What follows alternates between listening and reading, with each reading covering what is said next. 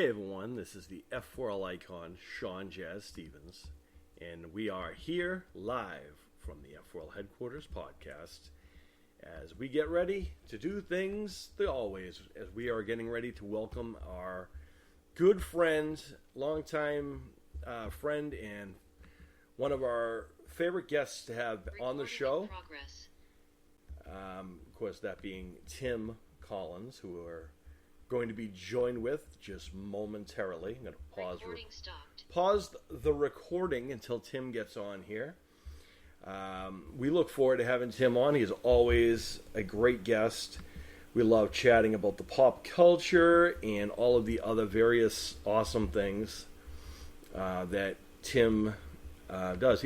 Tim is absolutely a genius when it comes to pop culture and whatnot. And we are celebrating 3 years of doing the show as well. And of course, not only is he an epic individual, but he is also one of our favorite guests on the show, because he's been on the show for so many times, and we've talked about various different things. Everything from pop culture, movies, horror movies, conventions, how we found conventions, how we became friends at a convention. We like to give tips to other dads out there who like to do things with their families and introduce them to these types of things, because both things that Tim and I can tell you from experience is that these conventions and everything, they add up, and we try to give fellow dads out there some great advice on, you know, the various different elements of trying to save money on, how to travel, and enjoy these types of events where we get to meet fellow pop culture convention enthusiasts, whether it be horror or sci-fi or whatnot. Tim has many years of experience of going to these things, which is why it's always good to get his perspectives, because he's been to many more conventions than I have. Of course, you guys know that I am a monster maniac through and through, which is one of the many conventions that Tim and his family and I venture to together. That's how we met, in fact, at a Monster Mania convention many years ago, and we've been friends since. Sometimes you meet people that, become part of your kind of adopted, traveling family, kind of, so to speak. And what's interesting about Tim and his wife Kim, which not only do their names rhyme, but they also don't live very far away from me geographically. Considering the fact that, a lot of people who live and go to the Monster Mania convention are people... Recording in progress. Yeah, so... Yeah, I'm just hitting record now with this. Is excellent. With the recording part of it until we bring Tim in here to have him chat with us. But, one of the things we've always done in the show is like to get people's perspectives on various different things. And Tim has always been good to talk about horror movies, his takes on horror movies, what it's like to, bring his kids into these horror movies and so forth. And he's just a wealth of knowledge. And what's fun is that Tommy, Tim's son, is someone who we had here at the house. It wasn't too long ago that the Collinses came to the House of Jazz and hung out in person. We watched a wrestling show together. It was great having them here. We had a great time. I hope they had a great time anyway. Tommy, their son, joined our roster, and he is getting ready for his big return tonight, in fact, late night, probably. He's busy training, to what I understand, as he's getting ready for his big match against Dominic Mysterio. Tonight on our Us versus Them special that I've been doing all day, basically, as we put our roster against the very best in wrestling. And Tommy, who's had a few matches, by the way, Tommy's undefeated right now in his career on our show. So it should be interesting to have his perspective and what he's going to be doing here and so forth. And we look forward to having Tim on. It'll only be a moment or so. Close that. Cool. In the meantime, I wanted to, again, say thank you to everyone who has, supported the show for 3 years, everyone who's taken time out of their schedule to come on the show. Whether you're a film star, music star, MMA star, or just a regular Joe, because I view everyone the same cloth. Everyone's amazing in general, and I always respect everyone who comes on the show because, it takes a lot of intestinal fortitude and guts to go and talk to someone like on a podcast like this, and I got to understand that. Because I've been involved in the pro wrestling world and so busy doing like live promos and trained to do those things, a lot of people might assume that I am, I personally don't have issues talking in front of people. And if we're being fair, even me, I need some time to warm up before I go in front of a crowd. Once I'm in front of the crowd, I'm fine. Sometimes talking on the show can be kind of interesting because we have the element of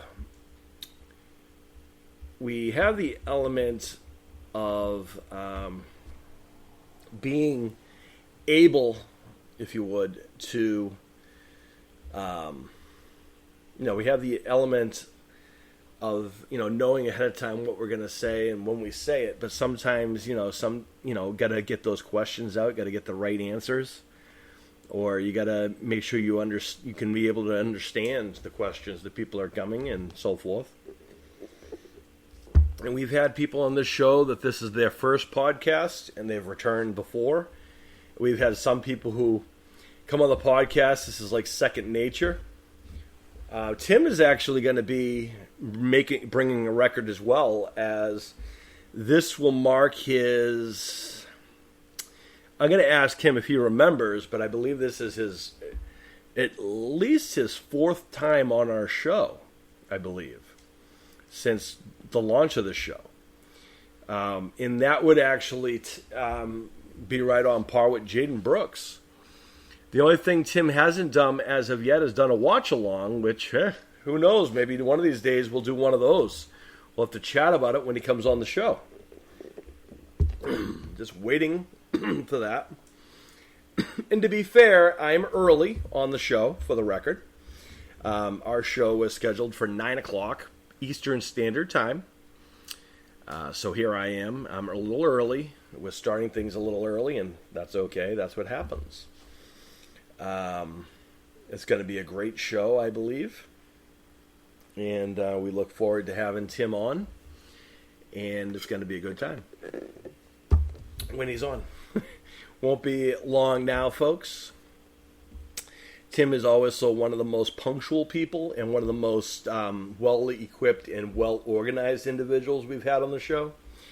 I think what we might actually do is, I think it wouldn't be a bad idea to get maybe Tim to do a watch-along at some point. We'll have to bring that up to him and see how he feels about doing a watch-along of some of the matches we've had, and maybe get Tim's perspective on some historical wrestling matches in the history of wrestling, since that is something I'm also going to do.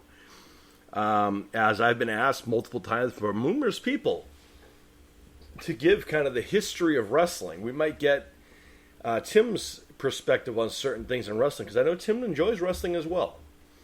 And it would be interesting to get his opinion on certain things and certain elements of history of wrestling.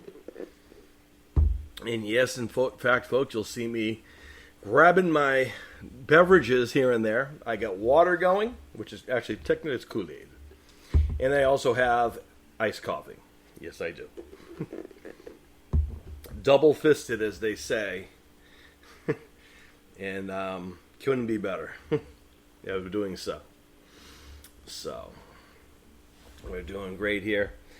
I got to say that, today into last night, really this morning we started our Us versus Them special on YouTube, where we put our best against the very best in wrestling. And, what's interesting is earlier this week, I was in such a bad mood, so angry, so annoyed about certain things that were going on. And I was really not in any space to go anywhere near, talking to other people. Doing the show isn't something that I love doing this show. I love doing the icons of the F4L. But sometimes I feel like when I'm angry, I don't want that to be taken the wrong way, or my frustrations to build and me say something I would regret later. So I gave it a few days to cool off, and here we are on Friday, and here I am and back doing what I do. And because on Thursday we did our show, yes, but we had a lot of fans who actually requested several matches, and I decided that, you know what, we should give our fans what they want. We have fans who actually ask for our stars by name, which I don't even know if our superstars who we feature know that they are as adored and as respected as the fans give them. This new background here on the F4L Headquarters podcast celebrates our 3 years, yes, but it has a collection of some of the best guests we've had on the show. We've had the Michael Fishmans, we've had Tim Collins, we're going to have to get an updated picture for him. We got JoJo the bodybuilder, who we're currently in the process of scheduling him and his former partner and trainer Philip Ricardo Jr. also planning on coming back. Michael Fishman over here in the corner over here. Actor, producer, fellow awesome dad, working on getting him in here. Again, Noah the Nightmare Tyndall, the scariest person to compete outside in Liverpool, England. We're going to get him to come back on here and take care of him. And all of the other amazing guests we've had in the last 3 years. Christian Goodwin, we have to check in on him, make sure he's doing okay too. As I'm looking at our background. Yes, I am. So, it should be cool. Awaiting Tim's arrival. Should be momentarily. Speaking of which, look at that. Modern technology.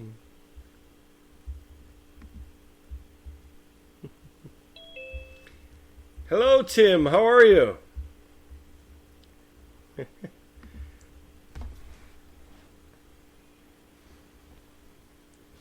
Hi, Tim. Oh, connecting to your audio. I see that. Fancy stuff. Hi, Tim. How are you? Oh, he disappeared. Oh, there he goes. He's gone. He's back. Connecting to audio. I hear you. Okay, cool. You can hear me? I can hear you. There you are. There's the handsome guy. How are you, buddy?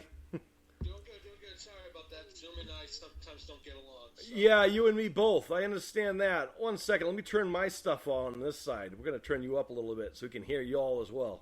Watch this magic of technology here. Here we are. We're back. Didn't even know, huh? How you doing, Tim? Happy early Father's Day. Yeah, same to you as well, sir.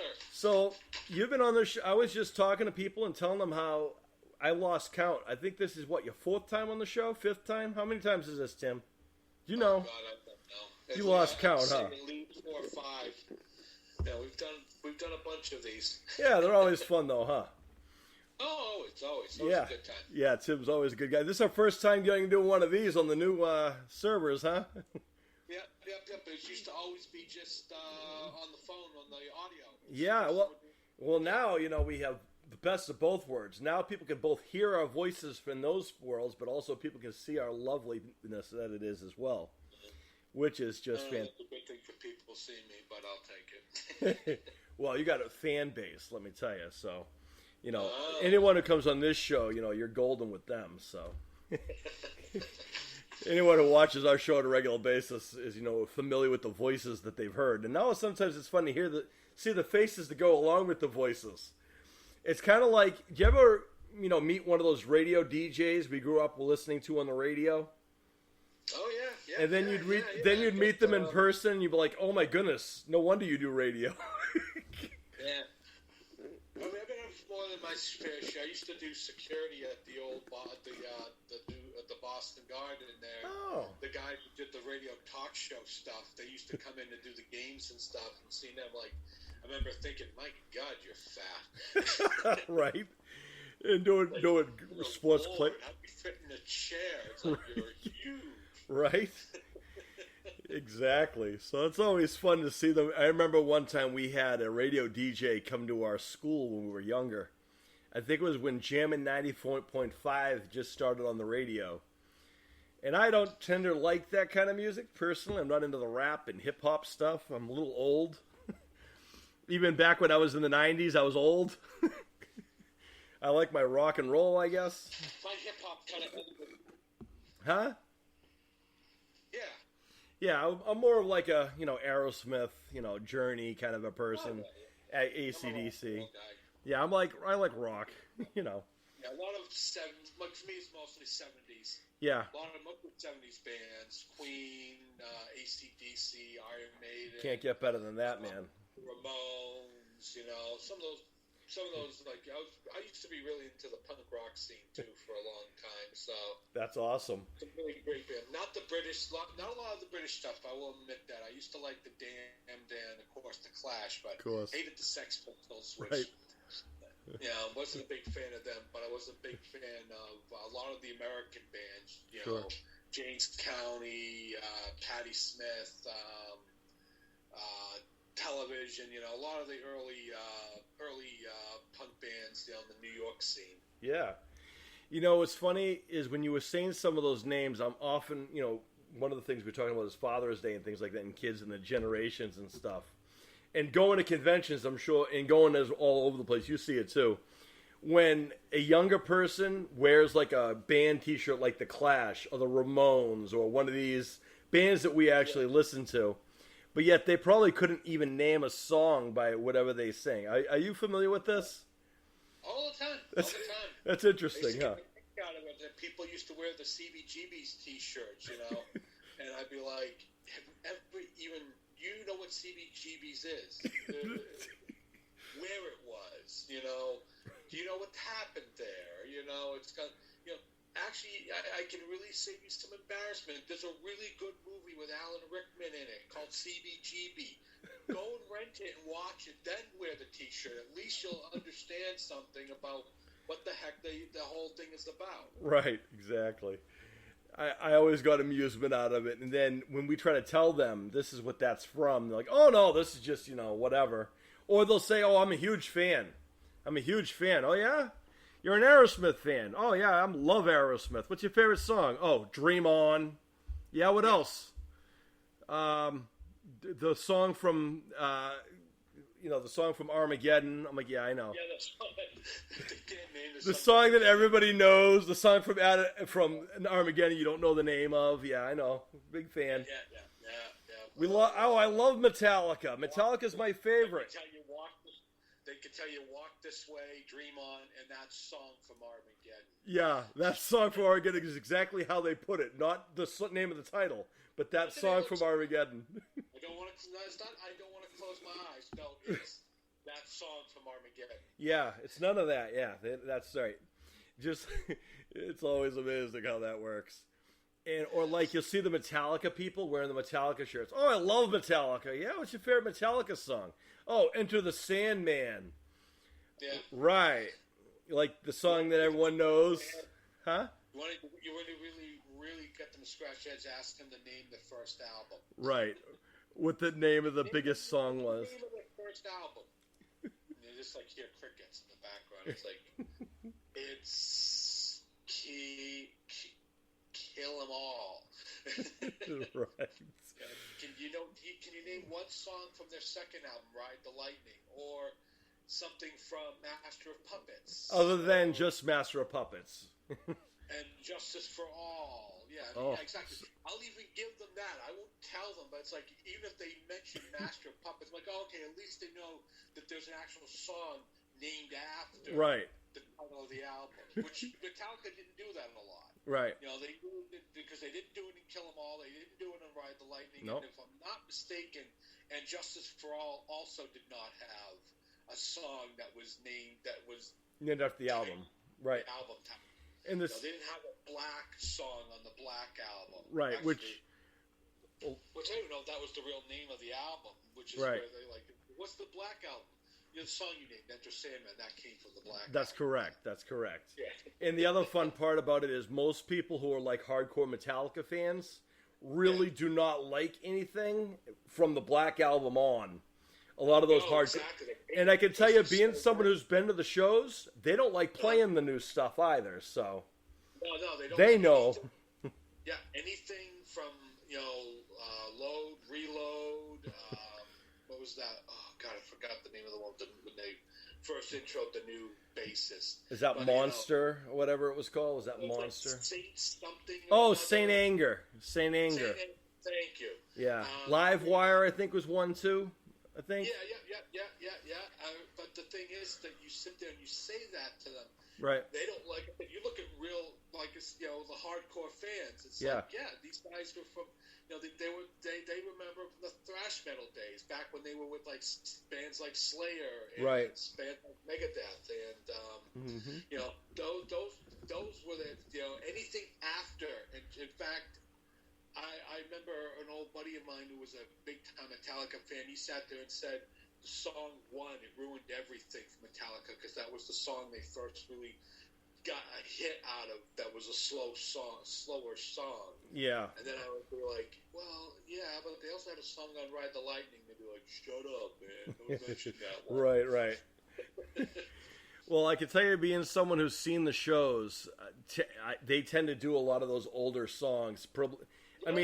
The Black Album, you'll probably hear the Into the Sandman. It's a very popular hit, and the Nothing Else Matters.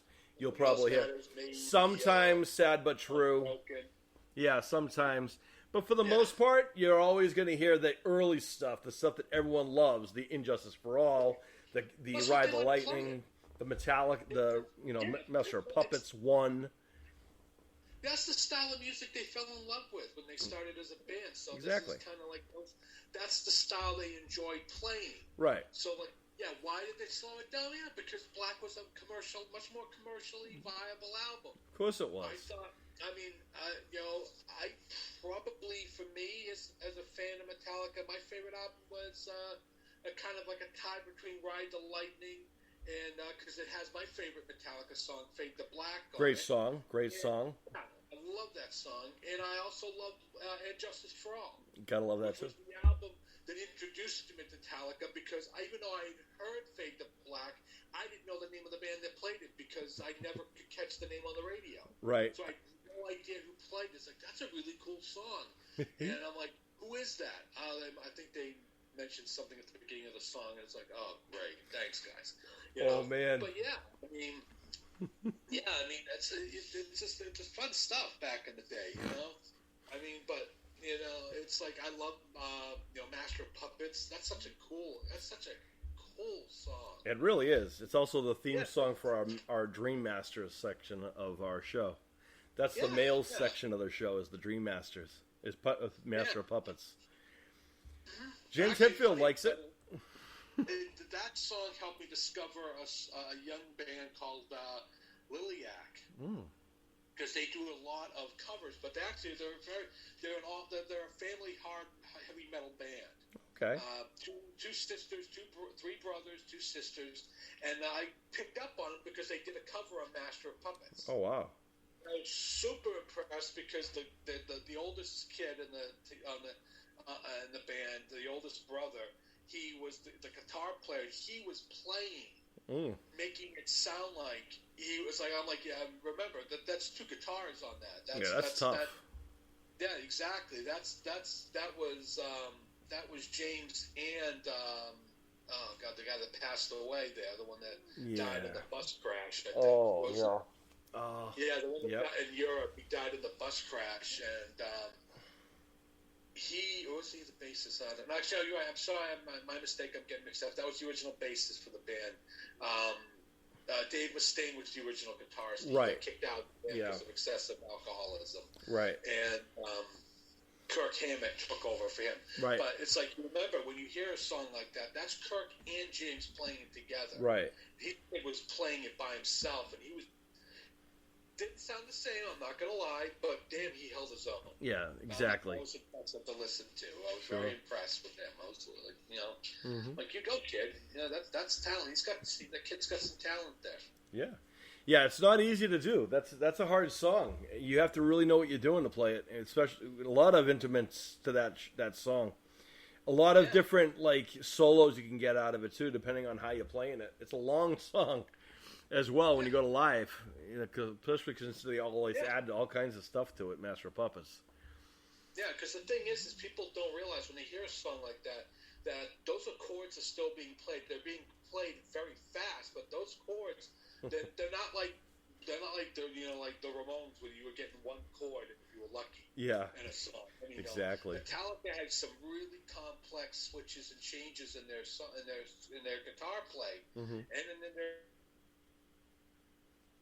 as well. Because Lars Ulrich was such an amazing drummer. Right. It's just that I don't think a lot of people can pick up on and keep up with that because it's like they don't see the time changes, they don't see the chord progression, right? Because all they hear is it's like right. It's a lot more than that. If you listen carefully, you're hearing all the progressions you would get in a standard heavy metal song, just much faster. Yeah, and all joking aside, One is probably one of the most difficult songs to actually do because there's so many parts to One. There's parts of One that is very, like you said, it was a slow song. There are parts to it, but there's also very hard parts of that song too.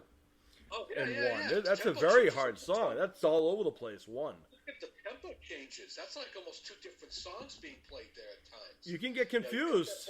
Very melodic and very kind of steady, kind of easy-going kind of play. Then it slowly, as the song progresses, that you notice that tempos are constantly coming up, and then bam. Yeah. Then it hits you like a sledgehammer, and that final, that final parts of it, they hit you like a sledgehammer. Sure. So it's there's nothing simple about Metallica's music. Nothing. And people say that there are. I'm like, you really don't know much about it. Right. I mean, you obviously not, but you don't.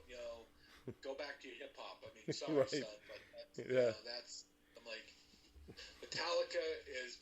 They're one of the. They are a ferociously talented band, and that's why I think they're one of the best, hard rock, heavy metal bands of all time. Who are still also rocking too. Even throughout all the things, almost blowing off a hand and everything else, they still rock it. Yeah. Hetfield nearly died on stage. Yeah. Oh my God, he got set on fire. He was a pyro. It's like his pyro was messed up, and he got set on fire on stage. Yep.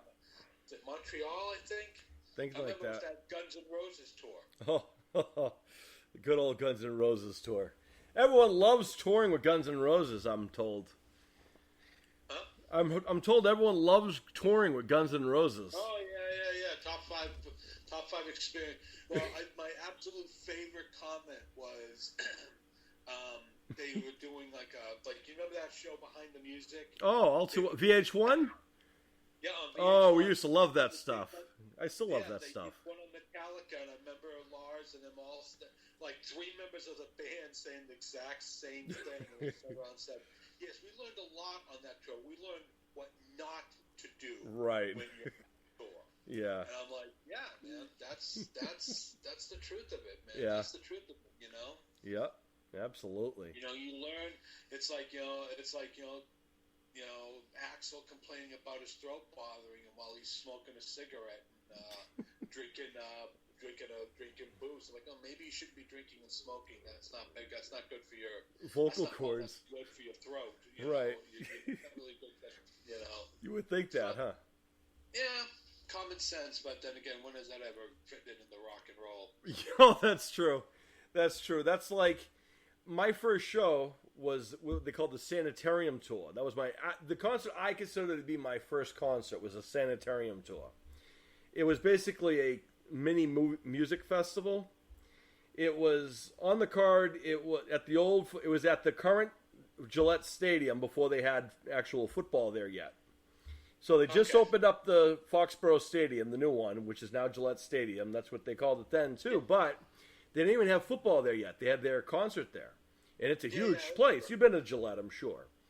Oh, yeah. Well, I saw Bring Springsteen there. Well, there's a show. Well, this show, it was a band called Mudvayne, Deftones, Linkin Park, Limp Bizkit, and Metallica as the headliner. Some of those names are huge.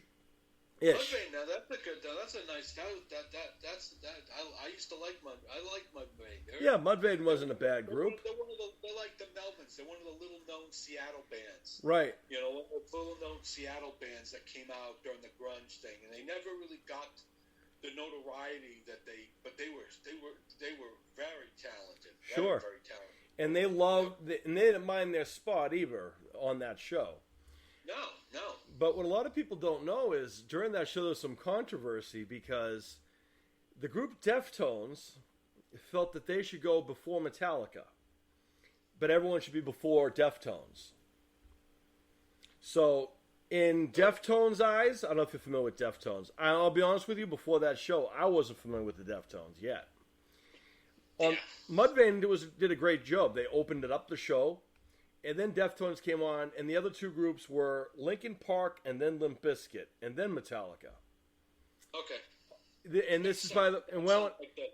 That sounds like that's the level of the bands you have involved. Exactly, and also this is also at like the height of those other groups who were just kind of starting. Really, they were getting their footing. Yeah. I think it was there when Limp Bizkit kind of debuted the Behind the Blue Eyes. Their version of Behind the Blue Eyes, which actually I don't mind that version. In all honesty, it's hard to do the Who, but I mean they tried. Yeah. But in that order. But the Deftones felt that they should go before Metallica, that they were somehow bigger than both Limp Bizkit or Linkin Park. And you see, I don't know, maybe so. It's kind of like. I don't know how familiar you are with wrestling or just in general or other things, but it's kind of like, you got your mid-card, you get your opening card guy, you get mid-card guy, you get your main eventer. Well, basically, in the scheme of things, going back to the 80s, for example, if the Brooklyn Brawler is your opener, and, even though I like him better, Ricky Steamboat is your mid-card guy and Hogan is your top guy. Basically, what the Deftones felt was that the Brooklyn Brawler was bigger than Ricky the Dragon Steamboat and all of these mid-card guys. He should be right before Hulk Hogan. Is what Brooklyn Brawler is just as big as Hulk Hogan, just the same level as Macho Man. Is basically what the Deftones are putting out. Yeah. But I just feel like when some of those things, you kind of need to learn your role, kind of a thing. You're lucky to be on the tour. Does it matter where you're playing? You're on a card with all of these other bands. Yeah. Right? In all honesty, would anyone have paid for just you alone? Exactly. You got these other bands. Would you sold out the venue by yourself? You are currently playing it that's sold out. Right. Based on your name alone. If the answer is no, then you are not a main eventer. Right. And people aren't paying to see the Brooklyn Brawler. Right. They like the Brooklyn Brawler, right. but they're not paying to see him. Right. But they are going to pay to see Hulk Hogan. Right. Exactly. That's the same. Yeah, you're main eventers on a show like that. That's Limp Bizkit and Metallica. Right. That would be the headliners. Right. Those are the two bigger. Those are your two bigger bands. Right. Mudvayne and Deftones should be feeling like, well, at the end of the day, guys, we're lucky to be here. Right.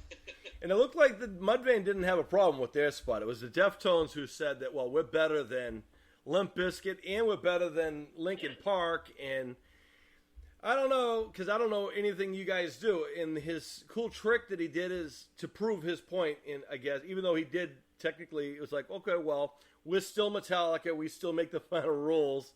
So you're still going to go on second. Enjoy. Is basically how that ended up, which is why they supposedly were in a bad mood on stage. But, to show how talented they were, the Deftones guy, he took his guitar and went up to the speaker and almost blew out the speaker because that's somehow cool, I guess. Like, that's a trick. Like, he thought making the speaker screech and squeal was somehow music related. It's a thing that Pete Townsend used to do in the early days of the Who. back when they used to smash their instruments on stage. Oh, but that was cool though when they did it. Well, but the whole point was is that what Townsend used to do is he used to overload he used to overload, his amps. Oh yeah. And he would do that. He would do that with the guitar because you'd bring the guitar right up to him, and he would just use the feedback to blow out the amps. Yeah, that's what he did. So, it's not a good idea if you don't know what you're doing because, like I said, I've had Pete Townsend has said this many a times. He said, I knew what I was doing. I practiced it. I knew exactly what I was doing. You don't know what you're doing, you're going to hurt yourself. Right. Because the feedback will fry your ears. Yeah. Because of that high-pitched squeal that comes out. It can permanently damage your hearing. Sure. And everybody else around you. Exactly. Especially if they're not expecting it, Yeah. And that was like his cool trick to prove that he should be just before Metallica, apparently. Okay. Anyway. Okay. Fun stuff. Yeah. So, anywho, now that's some music stuff. So, how is everybody? Tim, we're talking about Father's Day and stuff. How is our future champion doing? How is he healing? Is he getting ready for his big match? He's got one more school day on. He goes back on Tuesday, and then he is done with the first grade. He's then moved on to the second grade. Oh man, big deal, big stuff, man. How did he like first grade? He loved it. Yeah. He likes school, which is really comforting because I was kind of concerned about that because I'm like, hoping he likes it because if he doesn't like school, we're in for a really long, the next 11 years are going to be very long because he's got a long way to go. Well, those grades generally aren't as bad as they get. Sometimes first, second grade are okay. Third grade is when things start to kind of get crazy because the work load gets a little bit less. There's less recess, but you never know. I mean, I start out the same way. It's a lot different now than when we went to school. Sure is. It's a lot more intense. They push the kids a lot more than when we used to go to school. I'm sure they do. Do you think that's good, or do you think it's bad, in your opinion? I think it's a little bit of both. Yeah. I think they can push the kids too hard. At the same time, I like the fact that my son can now read, and he's 8 years old. Yeah, that is a good thing. He can read. He can read his own books by himself. He doesn't need me to read to him, which is kind of good and kind of bad. There's still plenty of books. He won't be able to read. It's not like he's reading Lord of the Rings anytime soon. Right. But at the same time, he can do his own himself, and I think that's a good thing. Yeah. Right. I agree with that. I think there's some good things about the progression. Like, hey, you want to teach the kids how to speak all the languages, that's cool. But, I mean, there's a lot of things I feel like they should show them they don't show them anymore. Yeah. Like, I'm sure you grew up with shop classes, right? Did you grow up with shop classes? That's something I started seeing when I was in junior high. Yeah, we started doing shop and stuff like that. We had, I think like in the 7th and 8th grade, I started doing that, metal and woodwork classes and stuff like that. Yeah. Yeah, same time here. But, what's funny is my kids didn't do any of that at their schools. Does Tommy? Oh, I mean, he's at the first grade, so he wouldn't do that yet. He's too young. He's too young. Yeah, he wouldn't do it yet, but I'm just curious if they still do those all that. But my son and daughter didn't do any of those classes because they don't offer them. I don't know. Interesting. I don't know what to tell you. I mean, I know that I honestly don't know. I know that they used to have the tech schools back in the day. Those are great schools, still too. Exist. I think they do, some of them. They still used. I don't know if they still exist, if they're still a thing. Sure. So I remember tech schools where they used to teach the kids how to do, it taught the kids how to be auto shop, do mechanics, things like that. Mm-hmm. If you were a more mechanically inclined student, you went to tech school. Right. I know those schools. Actually, one of the cool things about my old high school, which I don't know if you heard or saw, but last week I had to go give my commencement speech. My old high school. And my school's changed, let me tell you. The school didn't look like that when I was going to school there, but it's no longer a used to be a dual school, so it was like your academic one side of the building, and you'd have the VOTech, which was what we called VOTech, which was exactly what you said. It's automotive and carpentry and electronics, and they had a human services field, which I actually enjoyed, that I took over there. I was fortunate enough I did a little bit of both because I liked both. And actually, that school you had to kind of do both. Yeah. And, you know, it was your freshman year, you kind of had to try everything. And then in your junior year, you got to pick which kind of courses you wanted to study as far as the shop class, so to speak. I ended up going into human services because I enjoyed it, because they offered it. Yeah. So. I know, hey, it's good. I don't think they offered that one. So we had just tech. We just had the tech. Yeah. We just had the. We had the technical stuff, and then we had the vocational stuff. Sure. You know. Now, the problem was you had to dedicate one or the other. You couldn't do both. Yeah. You either tech or you were vocational. Yeah. One, you go there, you go there. Take your pick. You know, sure. something like not necessarily a great thing. Yeah, not good to have to choose between the two, especially if you like both. What are you supposed to do if you like both? Yeah, no. What happens if I'm seeing something? How am I going to if I didn't get to do? I might have liked doing automotive. Right. I never got a chance to try it, so it was kind of like okay. Because they kind of also made you feel like if you did it, you were you were the stupid kid. Yeah, right. Textbook kids were kind of like they couldn't hang. Yeah. Scholastically with the voc kids. Yeah. So and then it was the other. So it was like you kind of felt they kind of treated you like you were a little stupid, and I was like, that was kind of a thing I didn't necessarily. And of course, so a lot of us stayed away from it because we thought, oh well, I don't want to be seen as being dumb. Right. Man, have things changed, right? That's exactly the whole premise of the Breakfast Club. I think it was you I talked about one before when we were talking about like how movies have evolved and things that worked in the day when we were watching movies and how they probably wouldn't work today because the Breakfast Club, for example, one of the most iconic movies from our generation, the 80s, or my generation, the 80s. You grew up through the 80s, so you saw that. But like that back then, you had those tropes of those different genres of classes. Now, they couldn't do that thing now because now Saturday morning detention would be no different than the size of a regular classroom now. If you were to do that same concept, take a person and represent each group. Because now there's more than just the jock. There's more than just the brain. There's more than just the outcast, the beauty queen. Now you got to add in all these other different things that now exist that didn't exist then. You know? Yeah. Very true. Very true. Yes, indeed. Pop culture stuff. Gotta love it. Yeah. So, what's Tommy watching these days? Since we're talking about what kids are watching these days in generations. Yeah, he pretty much does the same thing. He loves the SpongeBob. He loves his little shows and stuff like that.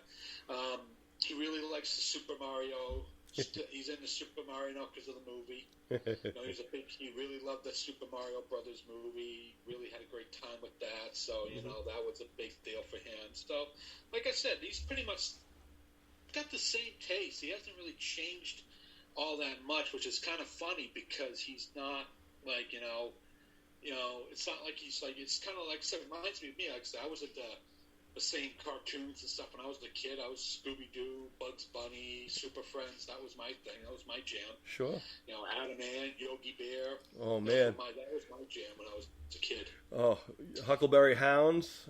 Oh, yeah. Ricochet Rabbit. Quick Draw McGraw. The whole Hanna-Barbera and Looney Tunes stuff, Childhood right there. Yeah, that was my thing. Tom and Jerry, those guys. The USA Cartoon Express. Remember that on Sunday mornings? That's when you would see all those different cartoons. I grew up with those cartoons. Yeah. Man. I often worry, when we were growing up, you and I, we watched Saturday morning cartoons. I'm sure you had Saturday morning cartoons. Probably different cartoons than I had because you were a little bit older than me. But we kind of ended up having the same kinds of tastes down the road anyway. I watched Scooby-Doo and all those other things too. Yeah. But like today, I don't even know if there is a Saturday morning cartoon lineup like when we had that. You know what I mean? No. But I don't know if that's a good thing or a bad thing. No. What they do now is, like I said, they got the specialized network. Anything else, both. That's true. It kind of is both. I mean, that was a fun time to get up and watch the cartoons, but at the same time, now they can watch them after school. They can go and see their shows, if they're home on a random snow day. That's their true. Cartoons are on, it's not like you only get the chance. Like when we were kids, we only got the chance to see them once a week. Now That's you true. can buy them. Yeah. You can buy them and watch them on DVD. You can you can go to a streaming service and watch them on that. Right. Yeah. There's some good things about modern times as far as that goes, because I'll tell you, there's something nostalgic about. It doesn't matter what I mean. My wife and I, Gladys, we have been binge watching old episodes. We've been finding old episodes of You Can't Do That on Television. Oh, okay. Oh my! I don't know when the last time you watched that was, but isn't it funny? Have you ever watched something when you were younger and then gone back to watch it older and you're like, oh, now I get that, or you missed something completely that you didn't even see? Tons of times. It's everything. It's like I'll watch a movie that's for kids. Yeah. And then I'll see a show that's for kids, and then I'll go back and watch. It's like, oh wow, yeah, that's there for the adults because I get that now. Yeah, right. I didn't get that when I was a Sure. kid, but now I get it. Because there it is. Right. Because I know, like, I grew up watching You Can't Do That on Television, and I'm usually pretty good with dialects and in different things, and I never realized it was filmed and made in Canada. Yeah. And I never picked up that it was a Canadian show. But now watching it, I'm like, oh my goodness, this is very Canadian. Where would? Oh, like I said, that was Nickelodeon back in the day. Yeah. The early days of Nickelodeon, they didn't have their own programming. They paid to bring shows to them. That's like I said. I remember when I was a kid, I used to watch Danger Mouse. Danger Mouse, classic. That was a great show, though. British cartoon. That was a BBC show. Yeah. Benny Hill. I used to watch that on Nickelodeon. Oh man, another great one. That was the far more, shall we say, family-friendly version of Monty Python. Yeah, I would say so. Benny Hill, of course. Actually, fun fact: that was what we used when we did the bouquet toss at our wedding. When my wife threw the bouquet at our wedding, that only 3 people were going to catch the bouquet, we played that Benny Hills thing just because that's what my wife wanted to play. Yeah. So, yep. That's fun stuff. Yeah. It's a great little thing. They were great little shows, and that's the thing about it. And I appreciate it because I'm like, without that early Nickelodeon, you wouldn't have seen it. It's the same thing with, it's fun to see that stuff. When those networks started off, people think that it's just like. You think of like something like Sci-Fi or now the Sci-Fi Channel and stuff like that. Yeah. And all they have on there is their own programs they built. I'm like, well, back in the day when they first came out, they couldn't do that. Yeah. They couldn't. No, they didn't have the money for it, so they just basically got anything. They would get the permission from almost any science fiction project. Sure. So if you wanted to see the classic UFO, or you wanted to see Space 1999, or maybe you wanted to watch Voyage to the Bottom of the Sea, some of those classic shows. Lost in Space. Those are all on Sci-Fi. Right. Because I don't know if Buck Rogers ever made it on there. Battlestar Galactica, not the remake show, but the original one was on there. So it wasn't until like Stargate. Wasn't until like Stargate got got dropped by Showtime that's when Sci-Fi started branching into their own programming because they bought the rights to Stargate from Showtime, and they were able to then they basically did the unthinkable. They took a show that had gone 5 or 6 seasons on Showtime. Yep. They took it and then they did another 6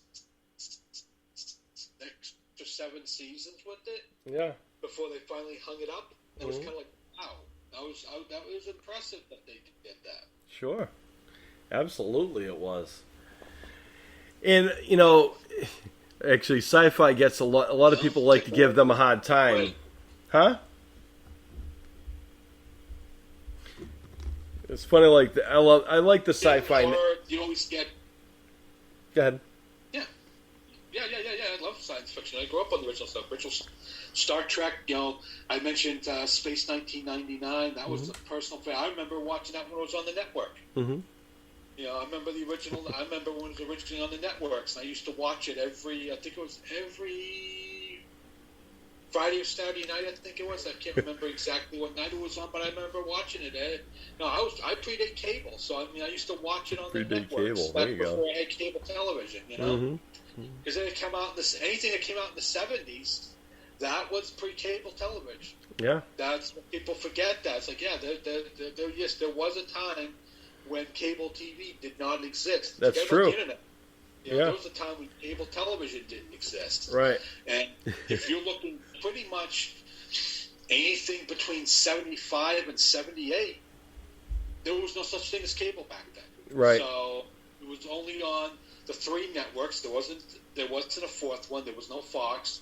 If you were in this area, in the New England area, you had, I think, 3, 6, maybe 7 channels, maybe. Yeah, if you're lucky. You had the 3 networks, ABC, NBC, CBS. You had PBS. Mm-hmm. And then you had a New Hampshire version of PBS. And then you had 2 local stations. And it was Channel 38 and Channel 56. Yep. 38 was the sports channel. They showed the Red Sox and Bruins. Yeah. And then 56 was the movie channel. Right. It's true. 56 just showed all the old movies. So Creature Feature Double Feature was featured on there. That was channeled every Saturday. Yep. Starting at, I think, 11 or 12 o'clock. Yep. Every Saturday. You watched your cartoons, then you watched the Creature Double Feature. That's right. And that's where all... My mom used to sit there and say, she's like, yeah, if it was Godzilla was on or something like that, or Creature Double Feature, I knew I wasn't getting my boys out of the house that Saturday. They were going to be in front of the TV all day. My mother actually enjoyed Godzilla and all those things, so I lucked out in the sense that, you know, my mother enjoyed the same things that I would grow into. So it's probably why I like the things I do now that I think about it. But I think she also, you know, I guess she kind of exposed me to those things at an early age so that I wasn't, like, so, you know, when I first saw my first, like, horror movie or actual scary thing, I was already kind of like, oh, okay, that's no big deal. But like now, you know, now people are like, oh no, never, you know. Yeah, I know. I started off with like the classics, the Universal monster movies.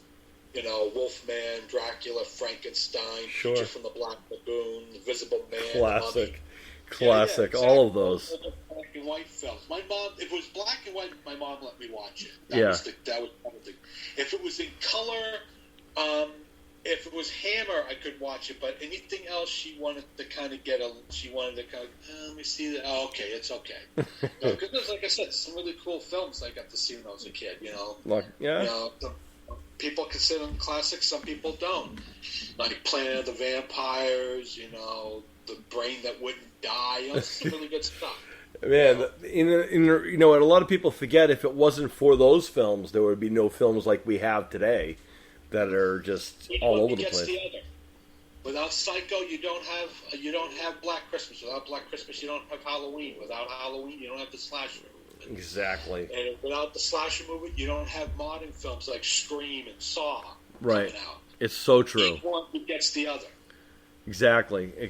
Everything is linked to something, and I think it's important that people know that, you know, there was a time when these things didn't necessarily exist, and he started somewhere. One of my favorite things that I think our kids forget sometimes is they automatically think that we're just born old, apparently. And they never understand that we've watched the same things and we grew up in these things, and then they look at us like, how do you know a movie that was out in 1970? Like, how do you think I know? You know? I was there.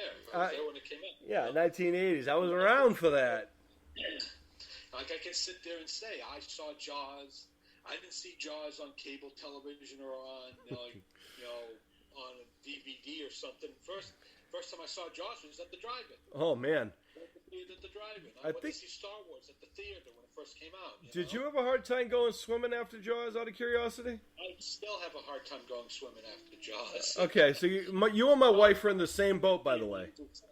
Yeah, Jaws kind of cured me of any desire to go out into the ocean. Cured put it you. that way. Oh, There's man. always been kind of like a fundamental, I guess, disconnect for me and swimming after Jaws. Because my mom sat there and says, like, yeah, your brother loved swimming. You, after that stupid shark movie, really, it fell off with you. You know, just like, in the ocean or just all together, out of just in general, curiosity? I'm not a big fan of it. I'm not a big pool guy. I burn too dang easily. You can put okay. SPF 5 million on me, and I'm still gonna burn. I gotcha. So it's kind of like one of those situations. I gotcha. I'm Irish, man. Me too. I'm a full-blooded Celt, which means all full-blooded Celts, we got vampire in us. So Yeah, it's right. Like the sun is our enemy. Yeah. We do tend to do better when the nights go down, don't we? Yeah. Sun's out, we feel much better. Yeah.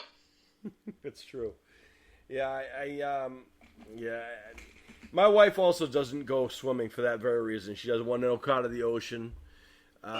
She doesn't mind a pool or like a fresh water sometimes, but like the ocean things, the boat thing, not gonna happen. Because just I like boats. I will feel it. I like going out on boats. I enjoy that. And I'm also happy to say because my wife loves the beach and loves swimming. My son has developed a love for it, so I'm like, good. I don't want to see him not enjoy it just because his old man isn't into it. Does he know how you feel about swimming out of curiosity, you think? Yeah, he knows I'm not a fan. I usually don't go with them when they go out to the splash parks and stuff like that. I'm not like the guy who's going out there with them. Yeah. I'll go if I'm the one who's taking him out there. Right. But otherwise, it's kind of like he knows I'm not the guy that goes running out. I don't own a pair of swim trunks. Yeah, you go. He understands that. There you go. Yeah, I mean, I think that it's. I mean, you guys that's how you do the whole parenting thing. Everyone you have two parents, and that happens. Well, our kids have the same thing. There's stuff that he does with me, and there's stuff that he does with his mom. Exactly, and there's nothing wrong, and that's a great thing to have, because you only have Tommy, right? Like you only have Tommy right now, right? Yeah, that's it. Tommy's our one and only. One and only until we get news. You sure you don't? What's that? I got a stepdaughter from a previous marriage. She is in her early 30s now. Oh. And like I said, back when I was in my Air Force days, I got married to a mom back in my Air Force days. We divorced like decades ago, but she's still my daughter. Legally. She's still. She had her own daughter. She's telling me I'm a granddad now. Things like that. That's awesome. So so basically, you're not going to drop the news that Kim, you guys are having another one, right? You're not going to drop that big bombshell. That's not going to ever happen. No, oh man, that's okay. I had people that looked at me side-eye when I told them at 45 I was having a kid. There's nothing wrong with that, though. Seriously? I'm like, yeah. I don't think there's anything wrong with it, but it's just me. Well, like I said, it is a bit advanced. I wish I'd had him 10 years earlier. I bet. I'll put it that way. I can understand that. I wish I was in my 30s when we had him, because it would have been. I would just say I wouldn't have as much aches and pains I do every day that I have right now at this age. Actually, you'd probably have more. In all honesty, you would have had more time getting the aches and pains. Exactly. It probably would have happened earlier, but still. I gotcha. It's one of those things where it's like, like I said, you can't what if life. That's right. Not what it's there for. Right. So I don't sit there and second guess myself. But at the same time, I wish I had Tommy when I was a little bit younger. Yeah. Even 5 years younger would have been made a little bit of a difference, I think. I gotcha. Maybe when I was 40 or something, Right. I get that. But, at least when you had him, you were in the right spot. You knew you could handle it. Kim knew she could handle it and things like that. It wasn't like, you're scrounging at the last minute, what are we going to do? And, panicking and everything else like a lot of people like to do when certain things happen. I knew how to balance a checkbook when I had him, so I knew how to exactly. pay the way. There you go. See? So where are you? So let me ask you this. So as a person who likes to watch a lot of movies and things like that, we've talked before about the things you watch and the things that he watched. Now, has he gotten to see any of the horror movies or scary types of things that you enjoy now, or not so much yet? I mean, mostly really tame stuff. Like, he got to see Monster Squad. My favorite movies, by the way. I Right love there, Monster Squad. Monster Squad is probably the hardest thing he's ever watched. He knows of certain things, like it's like a good friend of mine from New Hampshire. This guy named Joe. He gave Tommy a Ghostface action figure. Oh. And Tommy was like, Tommy knows who Ghostface is. Right. He knows who Michael Myers is. He knows who Jason Voorhees is. He just hasn't seen their movies. That's because he goes to all the conventions and sees everyone dressed up, right? For the most part. You go on my Facebook page, you'll see there's like pictures all over the place. He's going up there talking to people. He goes up and he talks to people. Oh, I've seen it. I've seen it for myself. It's great to see. Yeah. He just goes right out to them and says, "Hi." Right.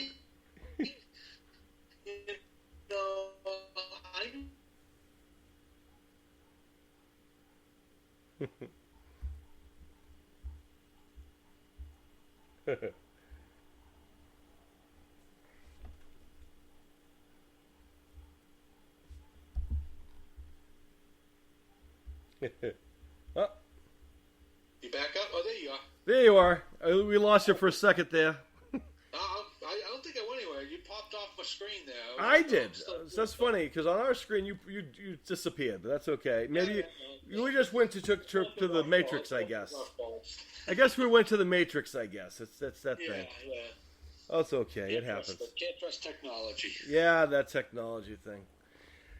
But yeah, interesting stuff. Now I had a question for you from another father's perspective. I was doing a lot of research because one of the things I do is I like to talk to kids and try to inspire them to kind of do their thing and kind of do the right thing, so to speak.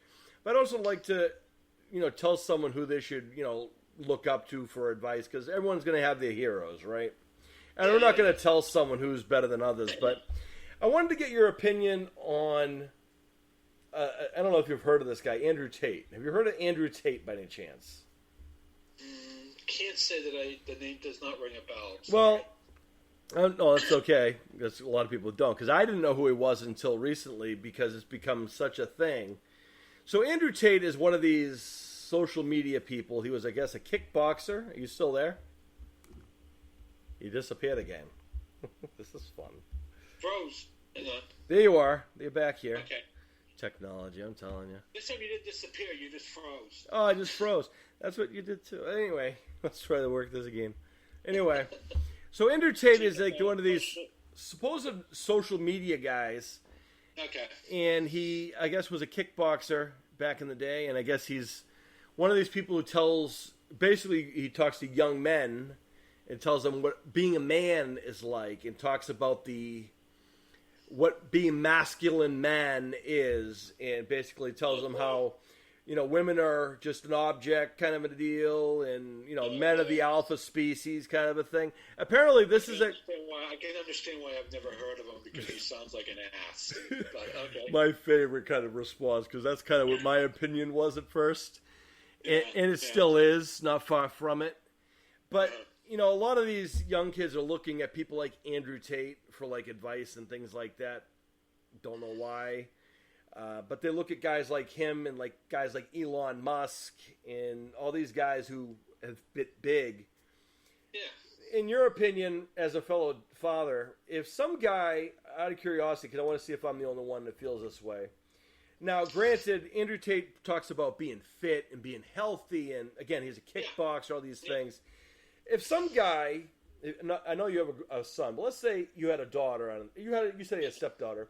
Some guy brought your daughter home and started talking to her like she was property. How would that go over to you? How would you respond to some man talking down to your daughter? That wouldn't end well for the gentleman saying that. In fact, my daughter's current boyfriend, I think I only spoke to him once. I sat there and said to him, I told him, I said, basically, you just make sure you understand this. Like, you treat my daughter right, you never abuse, you lay a thing. And I said, it's like I'm real happy for you guys. I'm glad they have a kid together. And I'm like, I'm really happy with that. I'm super, super proud of, what she's done and such with her life. And I said, oh, by the way, if you ever hurt her, I will effing kill you. Yeah. You won't. It's like you'll. And it's like, don't worry, I know where to dump the body, so they'll never find you. All right. So it's kind of like, yeah. So no. If I saw somebody talking down to my daughter and treating her like she was property, like you see in certain cultures are like that. Yeah, there are cultures like that. I don't understand that myself. I mean, I don't get it. I don't judge other people's cultures. I don't either. That's their thing. That's their world. It's not my world. Right. I treat my son to understand that it's like you treat people how you want to be treated. The golden rule. Remember that? Yeah. Yep. Yeah. I said, you treat people how you want to be treated. If you don't want someone to treat you like garbage, if you know someone who's treating you like garbage, or saying bad things about you, or being mean to you, you just don't have anything to do with them. Yeah. They're not worth your time. Not everybody is going to like you. Not everyone's going to get along with you. Not everyone is going to be your friend. It's true. No matter how hard you try, you can't force it. So you just got to understand. It's like if you identify that, then you don't associate with the people that don't. Exactly. Your real friends are your real friends. Exactly. And you know what their real friends are. Yeah, exactly. How do you describe to him what do you usually tell him what a real friend is? Because I know I have my little thing. My kids can probably say in their sleep, unfortunately, or fortunately, but it's a good thing. At least they know. Yeah. Do you do how? I basically my whole thing is like how do you feel around them? Mm-hmm. Do they make you feel sad? Do they make you feel anxious? Do they make you feel like? Do they criticize you? Do they say bad things about you? Do they make fun of the way you talk, the way you look, the way you dress? Do they do that? Because if they do, they're not your friend. Exactly. A friend doesn't judge you. A friend doesn't look at you. Unless you're doing something that's hurting yourself or you're hurting other people, a real friend doesn't look and say, okay, well, you know what? Yeah, I'm going to make fun of you because you're wearing Minecraft T-shirts, or you're wearing Sonic the Hedgehog, or I'm going to make fun of it because I'm wearing this. It's like it's dumb. It's like those people are not your friends. Exactly. When I was a kid growing up, I was going to rock concerts, stuff like that. I always had the concert shirts on, and the people I got along with were like, "Oh wow, man, you went to that show? That's cool." Yeah, and then I'll be looking at the back of my shirt for all the touring places where the band had been, stuff like that. The people sitting there putting their thumbs up in the air, I just had nothing to do with them. Right. I never talked to them. I never gave them the time of day. Yeah, exactly. They knew if they came at me, that I had a group of friends that would stand with me. So they knew that I wasn't a target. So. And that's the thing with my son. I do tell my son that because he's got such a big heart, he's so empathetic to people. That I said, you try to be a friend to everyone, but not everyone's going to be your friend. You try to be their friend, because you know what, you can make that difference in somebody's life. Right. I've had people, that just hanging out with somebody at a convention. Or something, and just talking to them, stuff like that. It makes the difference for them from having having an okay or bad time to having a great time. It's true. Because there's somebody there they're hanging out with. I met you and Gladys at the shows. Yep. I've made tons of friends at the shows. Tons of friends. Some of them are celebrities. Right. It just depends upon them. Like, I used to have a running joke there for I think it was 3 or 4 years. Every show I went to, Derek Mears was at the show. And it was just like, Derek and I would be like, hey, how you doing, Derek? He's like, hey, too. It's like, long time no see. I saw you in Hunt Valley the last time, right? I'm like, yep. I saw you in Gettysburg or something. It's just like every show, everybody was booking him. He was getting booked for every show, which was great for Derek. But at the same time, it's like every show I went to, there was Derek Mears. Yep. There was Bill Moseley. Yep. There was, Yep.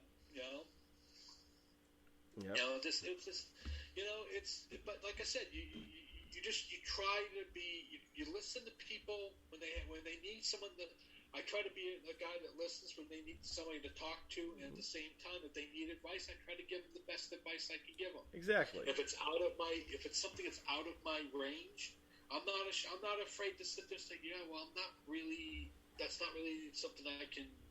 I'm not the guy that sits there and makes, tries to, pardon my French, but tries to bullshit his way through a conversation. Right. If it's not something, I was like, you mentioned Andrew Tate. Didn't know who he was. I wasn't going to try to bullcrap you and say, oh, yeah, that guy, I know all about him. He does that stuff on the internet. Exactly. Right? No worries. No, because you make yourself look like an idiot, because then people, look at you like, what do you mean you know? It's like, no, you don't know anything about it. It's like we were making fun of people earlier who sat there and said, I love Aerosmith. I can only name can name 2 songs in a movie. Yeah.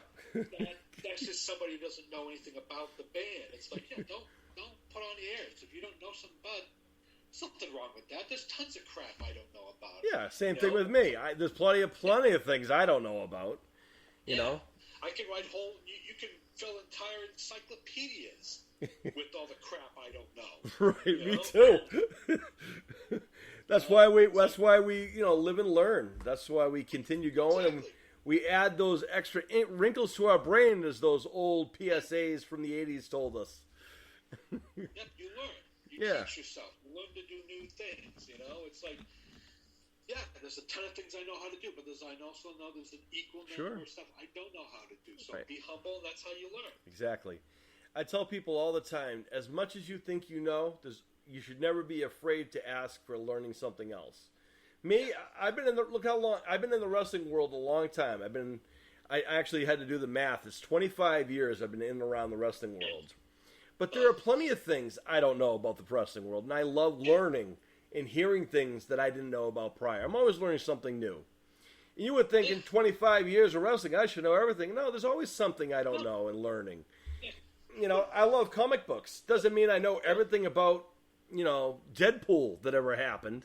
Yeah. I can tell you that I know more than probably the people who are watching the movies do, but, you're always learning something new about something. It doesn't make it you weak or less than.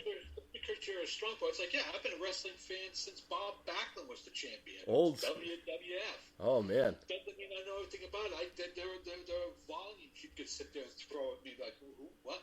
Oh, wow, okay, I didn't know that.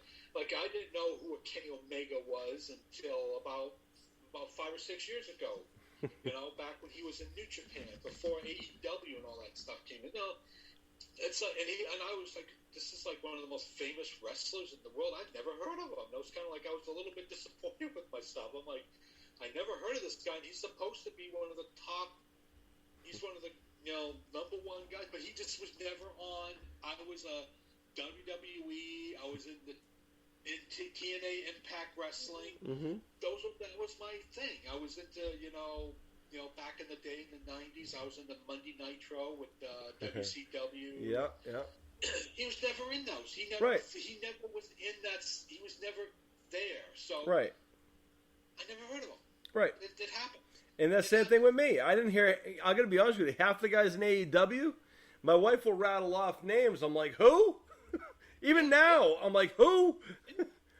I never heard of these people, and I've been around the world all over the place, independence and everything else. I never heard of half of these people, but it doesn't make it weaker or anything less. It's just whatever. No, Some of them I'm okay with not knowing, but it was until I heard CM Punk dropping his pipe bomb on television. Yeah, it's like, what the hell, Ring of Honor? And it's like, what's Ring of Honor? Big independent thing. This big independent wrestling promotion. I was like, what's independent wrestling? Anything else other than Impact and WWE. Yeah. Actually, you're in like the mecca for a lot of those shows, Huh? Where you are, there's a lot of those shows that go on a lot, those local shows. Yeah, I remember me and Punk did a show when we were working for Old School Ring of Honor. That's actually where we met years ago. It's funny you mentioned CM Punk.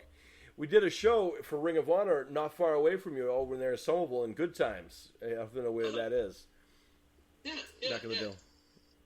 I mean, like I said, it's just you just expand it. Like, exactly. You just expand your knowledge base. Thankfully, I heard about Kenny Omega, and I learned about stuff like New Japan Pro Wrestling, which was like, holy crap! Just as Impact started to fall apart, I found New Japan. I was like, oh my god, they're killing each other, but it looks awesome.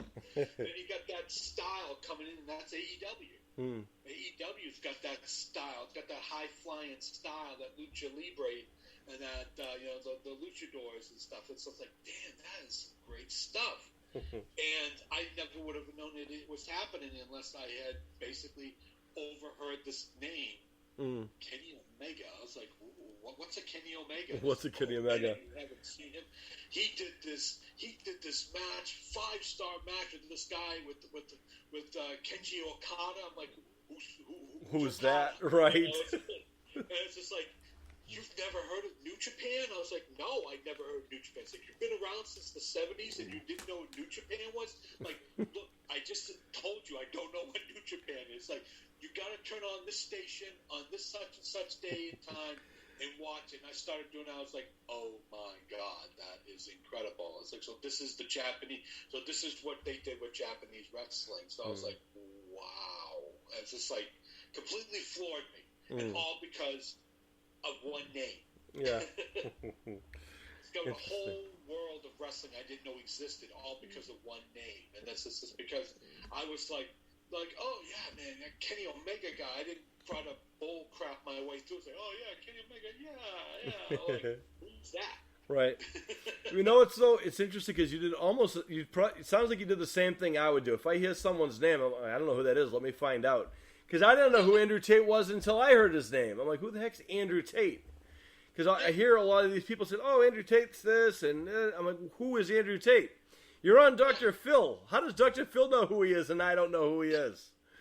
I know who Dr. Phil is. Yeah. But, Dr. Phil led you to Andrew Tate. Right. That's how you kind of put the breadcrumbs together. Yeah, now I'm trying to forget about Andrew Tate. I'm just kidding. Yeah, now you're trying to forget about now that's the opposite. Your way kind of introduced you to someone you enjoy. Me, not so much. I really don't want to know anything else about him. Yeah. I wish I didn't know anything about him. Right. Right. But kind of like Dahmer. It's like, great, I'm so happy I learned about Jeffrey Dahmer. Can I unlearn about him now, please? I'm glad you brought that up because as a film guy, and I know you like a lot of movies and horror movies and things like that, and it goes all over the place. Are you done watching these remakes of that particular story? Is there any more renditions we need of the Jeffrey Dahmer story, do you think? Are you done with it? You never needed one. Yeah. You really didn't. I saw a documentary on him, and I forget where I saw it. I don't know if it was like History Channel or A&E or HBO or something. They did a thing on that.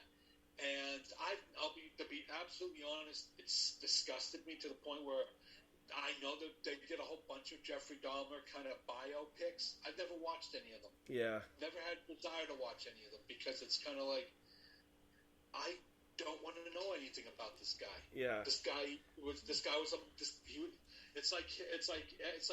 Hitler. It's like, yeah, I know all I need to know about Adolf Hitler. I don't need to go into anything else about him because I don't know books about him. I never read Mein Kampf. I never did any of that because I'm like, I don't want to know anything about him. He was a monster. Right. But why learn about him? Jeffrey Dahmer was just a lesser version of that. He was a psychopathic killer just like Hitler. He didn't have an entire country doing his killing for him. Right. That was the difference. Dahmer did it all on himself. Right. Same thing with John Wayne Gacy. Same thing with the Zodiac Killer. Same thing with Ted Bundy. I'm like, I don't need to know about these guys. And I agree with you. I'm glad someone else who likes horror can also say that we don't need these movies. That's not what horror is. That's exactly. Horror's an escapism. Yeah. I watch horror. I love people like, why do you like the slasher movies? I like it because the slasher movies have unreal monsters in them. Right. Michael Myers is a real person. You cannot absorb the amount of lead Michael Myers has absorbed over his film career. Seriously. That he's just like Ted Bundy. Like, hell he is. Ted Bundy gets shot 72 times over 16 movies. Right. Jesus, they did everything but drop a nuke on Jason Voorhees, and he's still kicking. I think they even did hit him with a nuke at one point. Jason goes to hell. What did they hit him? Yeah. Agreed. No, they dropped him off a freaking spaceship into a planet and burnt up in the atmosphere. Yeah. Still the stupid mask survived. So it's like, It's just like, they're not real. They're not even the symbols real. There's not a guy running around in your dreams with a little glove going, hey, gonna get ya. Making bad jokes, right? Like I said, making bad wisecracks while he's at it. They're not real creatures. They're monsters. They're not real. And I like that because I like the escapism of horror. Right. Exactly. And that's what it's about. Rush, but at the same time, it's the safe one because you know that you're not going to get up, go to your front door, and it's going to be a really tall guy with a bunch of freaking midgets in robes that look like Jawas with a bunch of floating little silver spheres about to eviscerate you. That's not going to happen because it's all make believe. Exactly. I don't like watching reality-based horror. It's like, and I love Rob Zombie. I love his filmmaking. He's a great filmmaker. He's got some intense stuff. Mm-hmm. But sometimes his movies are hard to watch because he does base his stuff in reality. Right. And that can be hard to watch at times. Really hard to watch. Like when he tried to do the remake of Halloween, for example? Yeah. That was some pretty intense stuff. Mm-hmm. I still have trouble watching the scene with Dee Wallace. Yeah. What comes in on Dee Wallace in the house. Mm-hmm. I still have a huge problem with that. Mm-hmm. It's like, I'm like that. I still have problems watching stuff like that. There are scenes in The Devil's Rejects that I basically was like, you know what? I'm good. I don't need to see that ever again. Yeah. I'm good with that. Yep. It's interesting also, a lot of people have this kind of notion that horror fans tend to like everything that has to do with horror. That's not necessarily true. There are people who like all kinds of different horror. But what makes it different is the fact that it's an accepting community. Yeah. I'm not going to judge someone if they like some of those things, but I'm not going to enjoy those things. But they're not also going to give me a hard time for me not liking that. You know what I mean? No, because that's not what the fan base is about. Mm-hmm. You may say you're a Friday the 13th fan, but I'm a Phantasm fan. There are things you don't like about Phantasm. There are things I don't like about Friday the 13th. That's why I'm not as big a fan of Friday the 13th as Phantasm. You're not as big a fan of Phantasm as you are of Friday the 13th.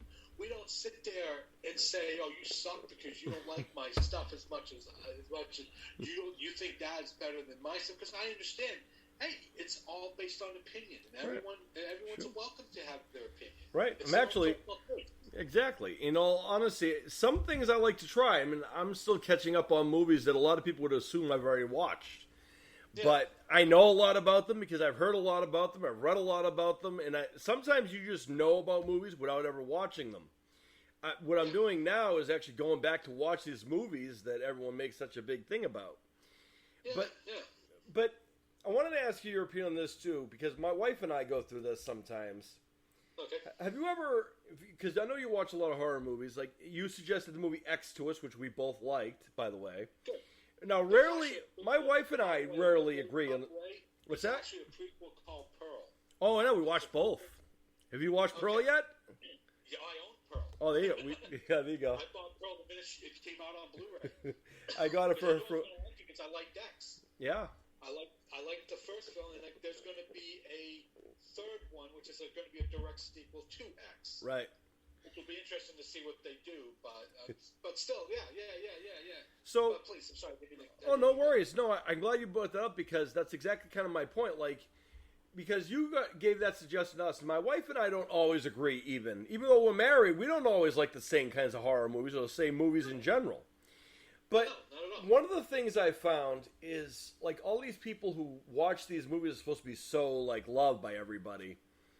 Or just in general. But, like, have you ever had, like, a movie that everyone makes a big deal about, and then you saw the movie, and you're like, what was the big deal about this again? Have you ever had that yourself?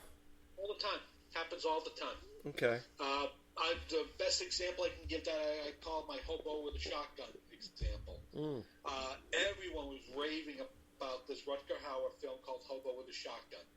Sat down, watched it, and I basically came away from it with like, I didn't like it. Okay. I didn't like it. It was just like, I'm like, you know what? It was not for me. Sure. I think my exact quote was, I was talking to a friend at one of the conventions, and I said, there was nothing in that film I hadn't seen done better in a trauma film. Yeah. That was my big condemning statement of Hobo with a Shotgun. Right. Was that I felt like that I had seen that done before, but better by Trauma. Right. Everything that they did in that. And so, like I said, that was my. But again, like I said, but that was a really popular film, especially when it first came out. Sure. And people, I remember this one person, she was out in Vegas, and she was like a film critic type, and I sat there and said I didn't like the film, and she was just like, "That was really brave of you to say that on social media." I'm like, "Why? It's my opinion." Like, why should I feel like I have to be afraid of expressing my opinion? I'm like, this is the horror community. Mm-hmm. No one's going to come after me because I don't like a film. Yeah, exactly. It's not like that for us, right? Exactly. Yeah, exactly. It's like I mean, this isn't like like sci-fi is. As I said, sci-fi I've seen in sci-fi, and a lot of times I'm seeing it in fantasy too. They're not as tolerant, right? Because I remember. Just randomly, somebody throughout this thing says, "So what was your opinions of the Amazon show Rings of Power, which was about Lord of the Rings? It's like a prequel to Lord of the Rings." And I said, I saw the first episode, and I didn't like it, so I stopped watching it. And I had people that went nuclear because I said that. Oh my god! I'm like, what are you talking about? I was like, I didn't like the show. So guess what? I didn't like the freaking show. Right. That's the way it works. Yeah. I say you like the show. I'm sorry. I read the books. I've read the lore. I said, your show at best, to put it kindly, was fan fiction. Yeah. It was not what Tolkien had written, because they said, well, it's about expanding it for a new generation. Like, no, they took the story and they changed it wholesale, and that's not what he wrote. It's like it's not that you're changing the characters, or you got a black elf or a black woman dwarf. I'm like, who cares about that? What I cared about was the fact that your departure from the lore, your departure from the history. Right. As I said, they picked a really terrible time to do it, because Tolkien wrote extensively of that second age. Mm-hmm. And I'm sorry if you're going to do that and you're going to kind of go off and do your own little fans of the books, fans of the stories aren't going to like it, and we didn't. Right. And we didn't, because if you read the books, you read the similarity, you read the supporting stuff that his son Christopher put out over the last 10, 15 years. He's been putting out books based on his dad's notes. Mm-hmm. It was like, you're not going to get a good reaction from us, right? Because we're going to look at it and say, no, that's not what the man wrote, right? Because unfortunately, you pick something. It's like yeah, it's kind of like doing it's like doing A Nightmare Before Christmas and making it all about the Easter Bunny and stupid like that. It's like, no, that's not what it's about. It's about Halloween Town trying to throw Christmas one year. Right. That's none of this crap was in it at all. Exactly. It's like get it right or don't bother doing it. Exactly. There is certain things you do have to follow, especially if we're going to do something like that, because fans know. I think that's probably one of the reasons why Walking Dead fans kind of left the whole series and didn't even watch as long as The Walking Dead. I mean, I'll be the first to admit, I did watch most of it, and I watched all the way until as far as I could, I watched the last episode of The Walking Dead because it was nostalgia. But I don't feel me watching the things that don't exist anywhere else, like these spin-off things and all these other things. Walking Dead's it. It's done. Over with. But, I think a lot of people had that same thing. When people read that graphic novel and people started changing that into the series, like, wait a minute, why did that person die? Well, all fan until one of the biggest key points died years later. You know what I mean?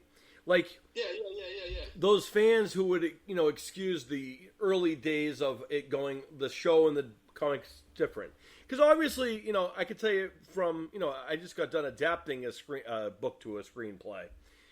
And there is some things you have to do for screen that you wouldn't do in a book, but in the same sense, they got to get at least close as possible. But Yeah, yeah. you know, if you're not gonna throw a tantrum because this person died, like at this particular time, because in the series they're still alive, but yet you're gonna get upset years later when a person never dies. You're kind of contradicting yourself. If you're not upset with one death that doesn't happen, or it happened when it did, Yeah. then you gotta, discredit the whole thing. Yeah. You know? But so you got to look at it. Walking Dead, though, they openly said that it was not going to be the comic book. Exactly. It was going to follow the same, kind of like a parallel. Right. But they were going to do their own thing with it. It's the same thing with Game of Thrones. Did the same thing with Game of Thrones. Exactly. It's another one, yeah. You know that going into it. It's like, yeah, I read George R. Martin's Game of I read those books. And this didn't happen, and that didn't happen, and this is not how this happened. What is this? Right. Why is this here? Sure. And it's like you sit there and say, that's what they said. They said that they were doing the books. They were doing the foundation is the books. Right. But it's departed. It's going to depart. That's The Walking Dead. They departed from Kurtzman's comic. Right. Exactly. I think the first 2 seasons is the seasons that's closest to the comic. Yep. But after that, you see it. You see a steady progression. There's no Daryl in the comic book. None. And he's probably the biggest character out of the show, and so much so that people would quit if he ever died. And he's not in the comic book. Right. But they put him in. Eventually, I think eventually Kurtzman finally put him in the comic book. Did he? It was kind of like I call it the Harley Quinn syndrome. Harley Quinn was created for the Batman animated series. Mm-hmm. She became so ridiculously popular that DC Comics finally wrote her into the comic book. Right. So that she's now officially canon in the comic book because they were like. Because people would go to Batman, it's like, where's Harley Quinn? Where's Harley Quinn? Oh, she was made up just for the cartoon. You're joking. And they quickly realized she's the most popular thing in the Batman mythos. Mm-hmm. So they put her into the mythos in the comic book. Because they're like, that we had to because she was so damn popular, we couldn't not put her in it. Exactly. I think that's the same thing. I could be wrong. But I thought they did eventually put Daryl into the comic. But then again, maybe Kurtzman didn't. I don't know. I stopped reading the comic book and I stopped watching the show a long time ago. Yeah. Like, they were still in the prison. Oh, man. And I stopped watching the show. Understandable. I remember watching a season of The Walking Dead just because I wanted to watch that talking show, The Talking Dead, afterwards. Yeah, that's fun. I enjoyed that more than I was enjoying the show. Yeah, and that's... So I wanted to understand what the hell they were talking about, so I would watch the episode, and then I would go and watch the talk show afterwards. Sure. I get that. Makes sense. Yeah. And, that's what a lot of people are missing is, like, that different, that... The thing that really created was that kind of a fandom, because I don't remember how many shows prior to that had that kind of a impact that so many people would have to have a show after the show to talk about what they just watched on the show. Yeah. I mean, I don't remember a show prior. Huh? I could imagine them trying to pitch that. So yeah, could you? You're going to take an hour talking about the show that was just on for the last hour. Yeah. Yep. I know. Put the actors that were in the episode on your show. Yep. They tried that with any other program. They tried that with Friends or Seinfeld or any other program. They would have been laughed out of the network. Right. Because Walking Dead was so popular, they're like, that could work. Let's go for it. Yeah. I don't think people understand like how big that was at one point, because that's exactly true. Oh, yeah. It got so big. And I think the reason they did that also is because of how many people would spoil it at the end of the episode anyway. They figured, well, everyone's going to go on social media anyway and blow the ending of the big reveal, because a lot of people did that. The people who watched it back then, that's kind of what you had to worry about on Sunday nights, is staying away from social media so no one ruined what happened at the end of the day, Yep. But I do that now when I'm watching my wrestling shows. I'm like, I don't touch Twitter or Instagram because one or the others were going to put pictures up from it. It's like, damn it, I don't want to see anything. I haven't watched the damn show. Right. I haven't watched the damn show yet. No way. I DVR'd it last night because I had to go to bed because I had to work early in the morning. Right. We're streaming here still. We just do the other thing else. I haven't found anything for. I'm surprised AEW hasn't really got deal with anybody yet. I find that interesting. Yeah, I mean, those networks are on like the platforms, but I think the problem is he might. I don't know if Turner has a streaming service because they're on TNT and TBS. They're on the Turner channels. I mean, there's TBS on other channels. I mean, there's TBS on other things. I don't know if there's a streaming service for that. Yeah. And if there is, I guarantee AEW is on there because it should be. They're launching their third show this Saturday. They've got a brand new show called Collision that comes out on Saturday. I heard that. Yeah. Bringing back CM Punk finally after almost a year he's been gone. Yeah, I heard it went over like a pregnant woman pole vaulting too when they made the announcement. Yeah. I think a lot of that has to do with the fact that a lot of people said all kinds of things while he was gone. He hasn't really addressed anything at all. And I think people are kind of torn on all that because you can't always blame everyone on everything. Yeah. And, I've known Phil a long time, and I know a lot of people who aren't overly fond of Phil, and I get that. He does have his opinions. Speaks his mind. He does, but also he wasn't the one that burst into everyone else's locker room either. Yeah, exactly. That was the Jackson brothers, and that was the Omega, and a bunch of other people apparently. They went into his locker room, confronted and him. a few other people. And like I said, and to sit there and say that, and it's like all three of them sat there and said, "Yeah, no, we forced it. We went into his locker room. It was, this wasn't, CM Punk going out and seeking us out in the hallway or something. No, we went to him because and we didn't like what he said." And what's interesting about that is a lot of people are missing that part of it. There's an old saying my grandma used to say: it takes two to tango, right? He said a bunch of things during that thing, and then they went to his locker room. Yep. If they didn't go to the locker room, there'd be no fight, there'd be no anything else, it would be all done. But they went into his locker room. They took that step. So it's not on Phil. That's on the Jackson brothers. But yet a lot of people they could have gone to Tony Khan and said, "Tony, I don't appreciate what he said." That would have been the professional thing, huh? Exactly. You go to your boss. Yeah. And Khan, you let your boss deal with it. Yeah. Because even Punk sat there and said, he had a very long conversation with Tony Khan, apologizing. He said, because he had the he torn his trapezius or something. Yep. He tore something during that match. Right. Yeah, and in the match he had with John Moxley. Yeah. And he was in a lot of pain. Right. And so he sat there and said, my mind I was not that focused because I was in agony. And it kind of diarrheaed, my mouth went diarrhea mode, and I just kind of pooped everything all over the freaking stage, on the desk. And that's why he said the first thing he did when Tony was talking about him being the flagship of Collision was he was like, he profusely apologized for putting Tony in that situation. He said it was completely unprofessional of me. I was wrong to air that. He's like, the air that would have been on I should have aired that on my social media, Twitter, whatever, not at a press conference with you sitting next to me. Right.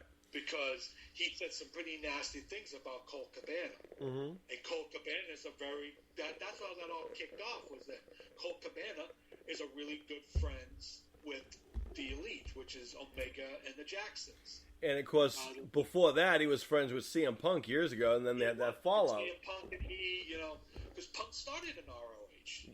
I know. I was around for both of them. I know them both. Yeah, exactly. Colt that was our generation. Yeah. We all worked together. Yeah. Colt Cabana, he was the booker. He was the guy. He was the man who was in charge of Ring of Honor. And that's where Punk that's where Phil Brooks cut his teeth. So did Kevin Owens. So did a ton of wrestlers that you see different today. generations. Yeah, sure. AJ Styles, Samoa Joe, Christopher Daniels, Jazz Vengeance. All of those old guys. Arian, yeah. All of those guys. Yep. Half the WWE. Seth Rollins was there.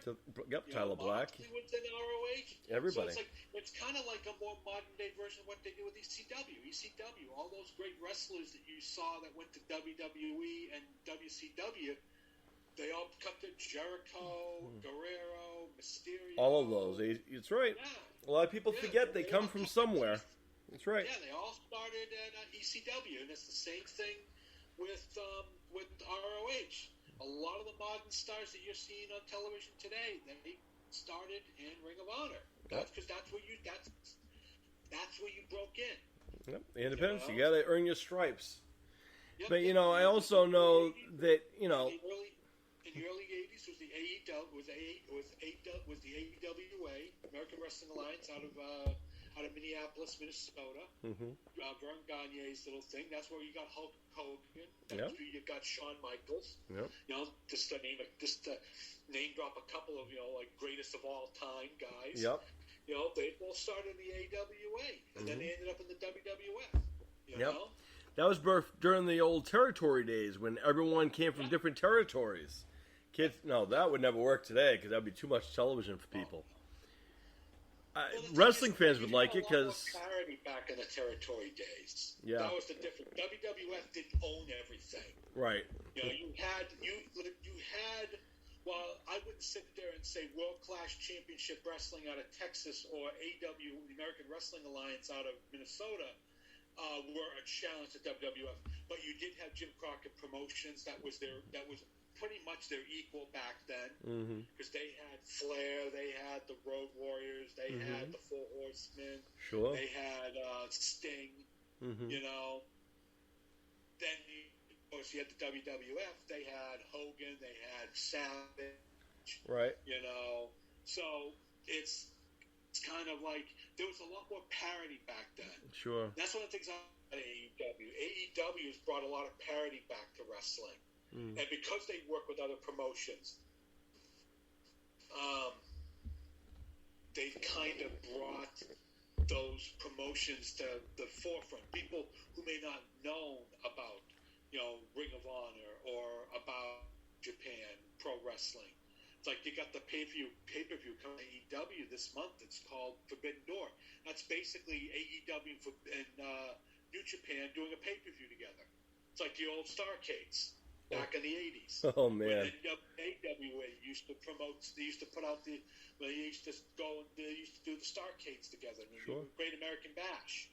Those were shared pay-per-views. Right. Crockett Promotions when Gagne would come together and they'd put these shows out together. And it's the same thing you're seeing that today in a modern sense with AEW working with all these other groups. Impact Wrestling and stuff. Because it really does help. That helps the business. Not what McMahon is doing in WWE, which is just kind of like, I'm going to come in and poach everybody's top talent whenever I feel I need to get a boost of my ratings on the television. Sure. He's done it. He's made a career of it. Yep. WWE would not be what it is today if it wasn't for that. But I'm wondering now with the old merger thing. I'm sure you heard about the merger now. With that, now they're owned by the same people who own UFC now. Yeah.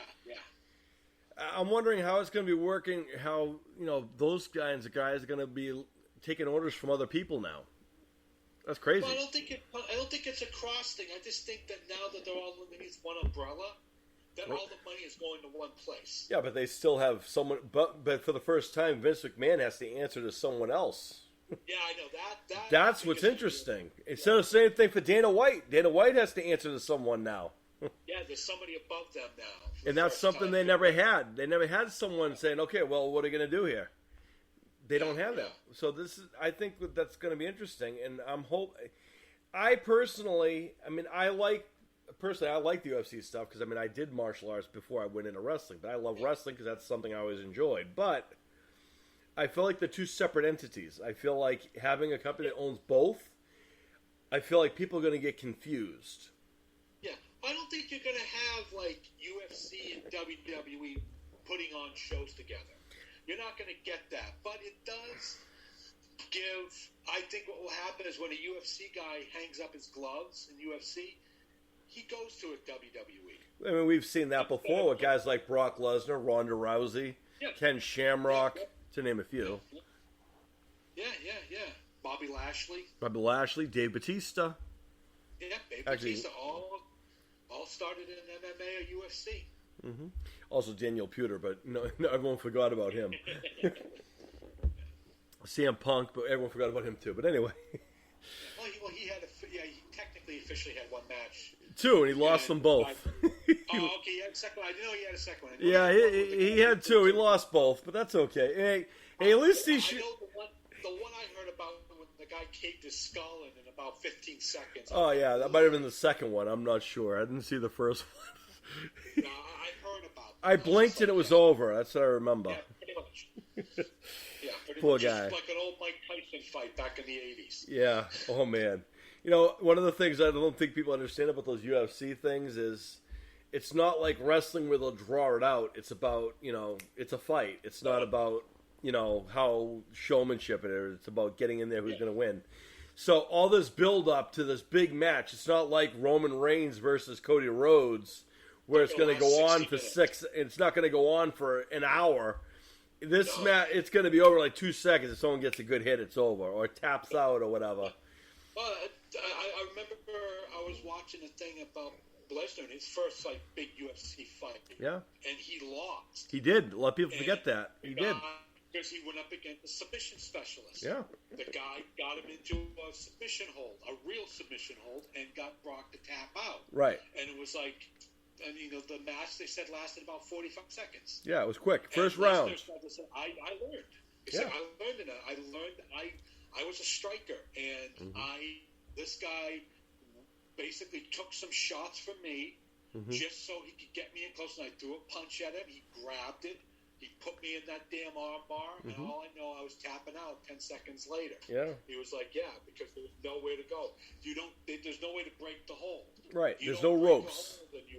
Yeah, you tap. There's no ropes. That's right. There's no rope. Find a way to reverse the hold, get out of it, or you tap. Yeah. And that's it. So he said I had to go and learn the submission style wrestling, which is something I used to know when I was an amateur, but I kind of had forgotten since I'd gone pro.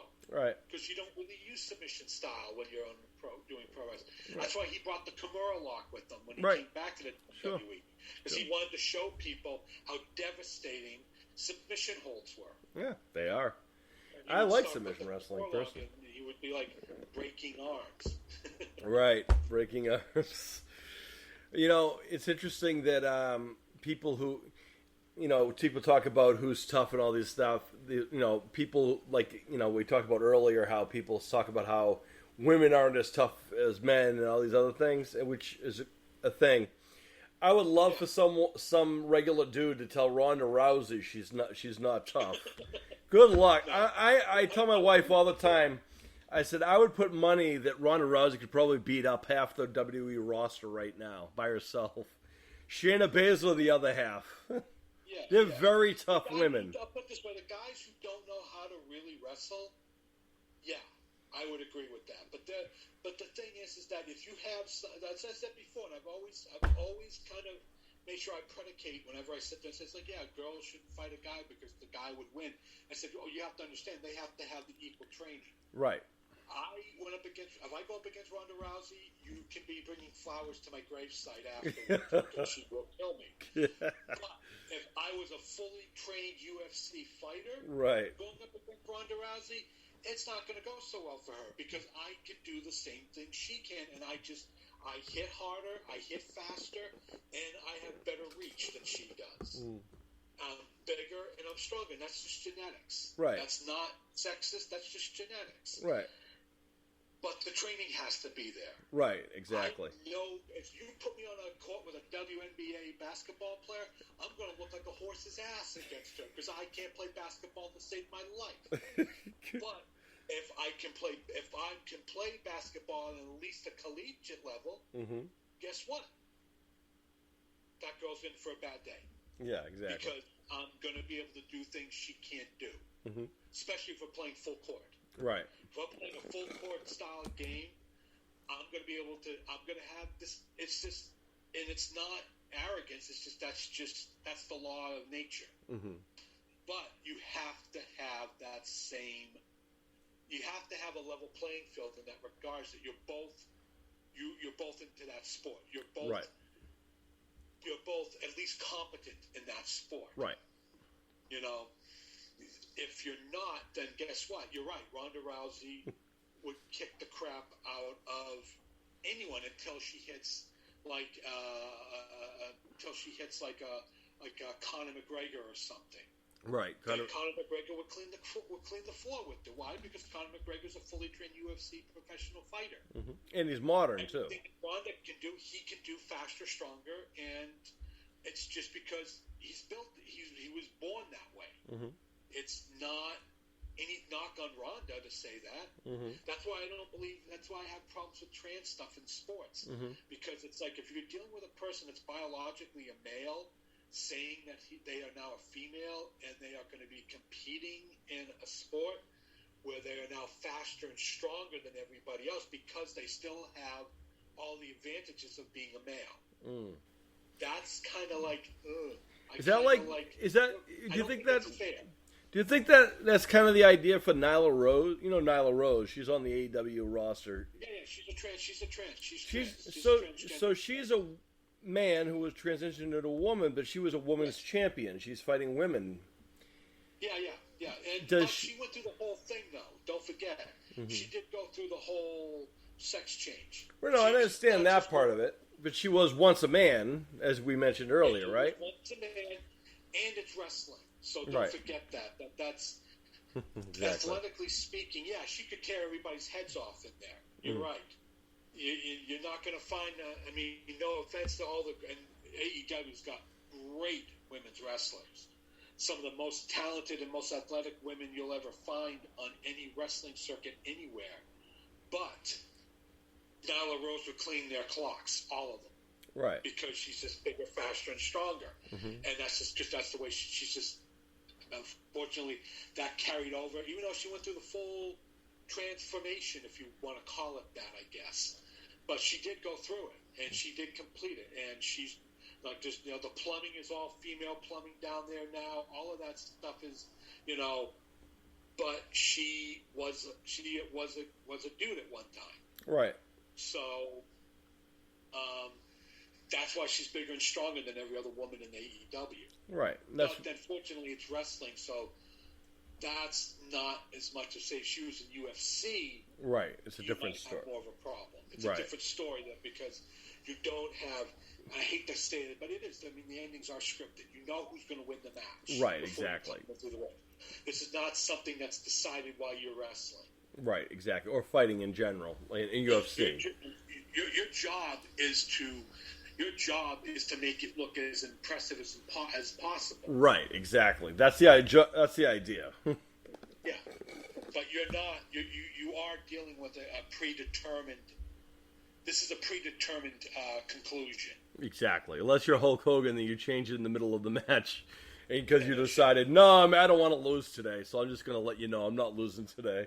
Unless you pull that, then. Or more likely, someone like when the Road Warriors were running around, they occasionally would call matches and sit there and say, they're like, no, we're not going to lose to these guys. And there was nothing the other team could do about it because they were the Road Warriors. The Road Warriors are the most powerful tag team in wrestling. And they were also just as legitimately tough as they were on television too. And exactly. I mean, they were the real deal. When you talk about that generation gap, then the Road Warriors grew up in that era where there were riots. That's how much the fandom was back then. Now, people once in a while you'll see someone who jumps to the guardrail, but back then, especially down in the Mid-South, the Texas wrestling, you watch all that. Oh my goodness! I'm telling you. Yeah, it's scary stuff. Really scary stuff. But then again, like I said. You jumped in the ring with a Kevin Nash, you were taking your life into your own hands. Right. Because Nash wasn't going to be gentle to you. Yeah. Neither was, I remember the stories I used to see about Hawk and Animal. They were freaking bouncers. They were. Before they became wrestlers. So was Demolition, by the way. They're all good friends, believe it or not. The Minnesota guys. All these guys, they worked together. They all kind of came up in that same that kind of same geographical location. Sure. They all kind of they all worked. I remember it was this bar. It was called Mama B's, I think it was. It was a dive bar. Would have been a kind word to call it, but I remember Hawk, Animal, Barry Darso from Demolition. They all worked together, and they were all together, and that they all worked as bouncers in that bar. And it's like I said, they were all big weightlifters and stuff like that, and they could hurt you. Yeah, and they would hurt you. And there's nothing you can do about it. Yeah. You know. Yep. It's nice knowing you. Yeah, exactly. And that's one of the differences between like the wrestlers who are legitimately tough and then the ones who are tough on screen. Because there's definitely a difference, but it might be the generation thing too. You never know. Like, you know, Bret Hart, for example. He grew up in Calgary, Alberta, Canada.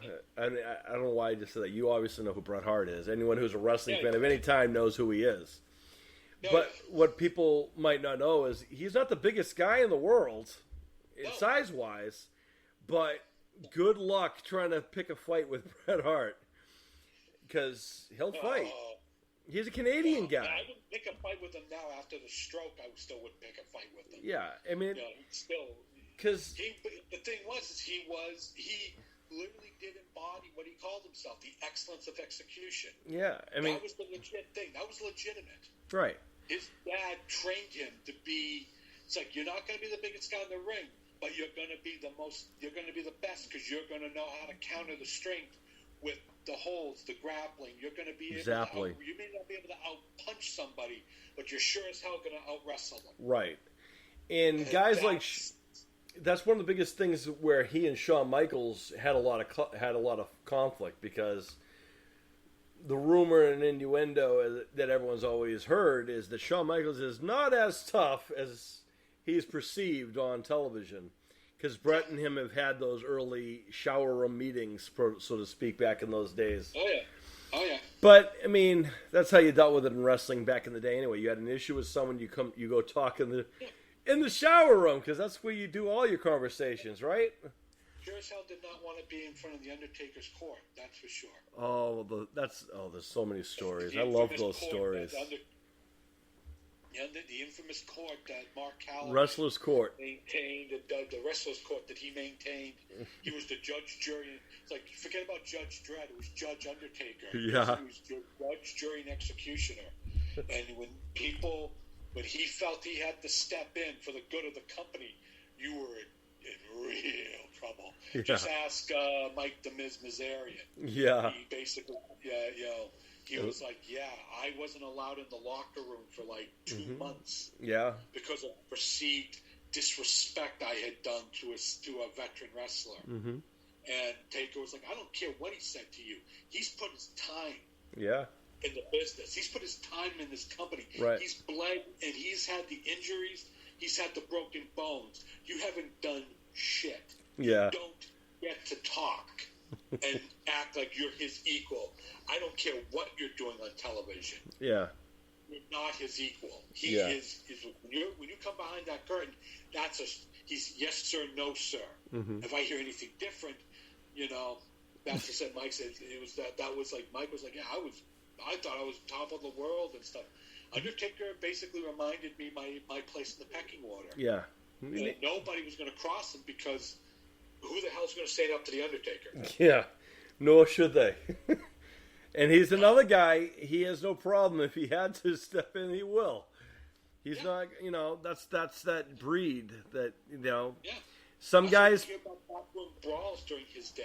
Yeah. Because you were terrified that you didn't want him coming into the locker room and dealing with it. Yep. Because he does not...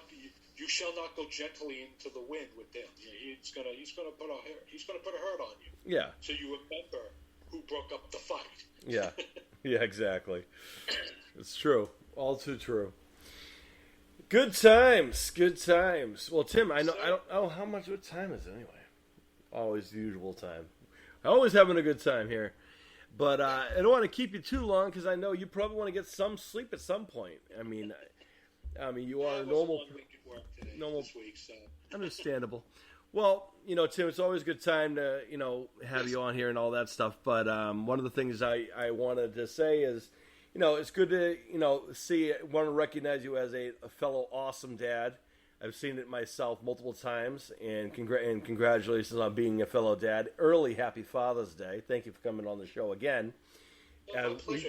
As we just celebrated 3 years of doing this show. Can you believe 3 years already? Time flies. Wow. I know. And I'm sure Tommy is almost ready for his match soon, so I don't want to keep him from beating up on Dominic tonight. So good luck to Tommy. Right. Tell him. He'll probably see you tomorrow. But anyway, all right. Tim, it was always good to have you, and you have a great night, okay, my friend? You too, man. Have a great Father's Day. You as well. See you on the next one. Yeah, we'll have to make plans eventually and have you guys come down for the cookout or whatever soon. Oh, yeah. Definitely. All right, buddy. Have a good day. See ya. You too, man.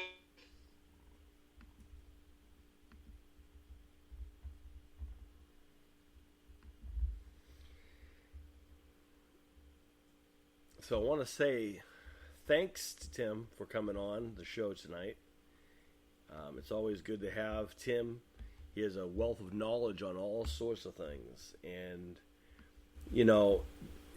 he's a regular dad, man. He knows what it's like to raise kids today. He knows what the kids are going through. His son's at that age where he's just kind of, you heard it, he's just finished first grade, going into second grade. I remember my kids going to school, and what a time it was. And Tim's a great dad. I've seen it myself, and he's always going to these conventions. But as you can hear, it's, an ongoing thing to be a dad, and it's always a lot of work to make sure your kids are taken care of, are safe, protected, but also know their value. As we were talking about, what real friends are and how to tell them. And he's absolutely right. Sad part is not everyone is going to like everyone. Not everyone's going to understand where you're coming from. No, everyone's going to like you. Not everyone's going to be your friend. And unfortunately, we have to realize that sometimes people aren't as nice as they should be.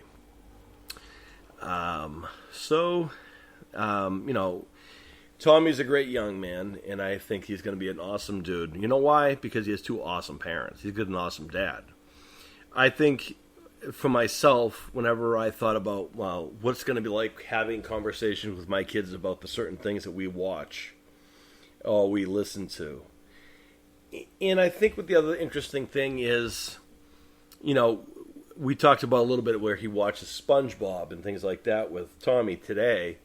Like, that's something that, today's generation knows SpongeBob. In our generation, we knew Scooby-Doo, Power Rangers, not even Scooby-Doo, Teenage Mutant Ninja Turtles, Looney Tunes. That's the generation we grew up in.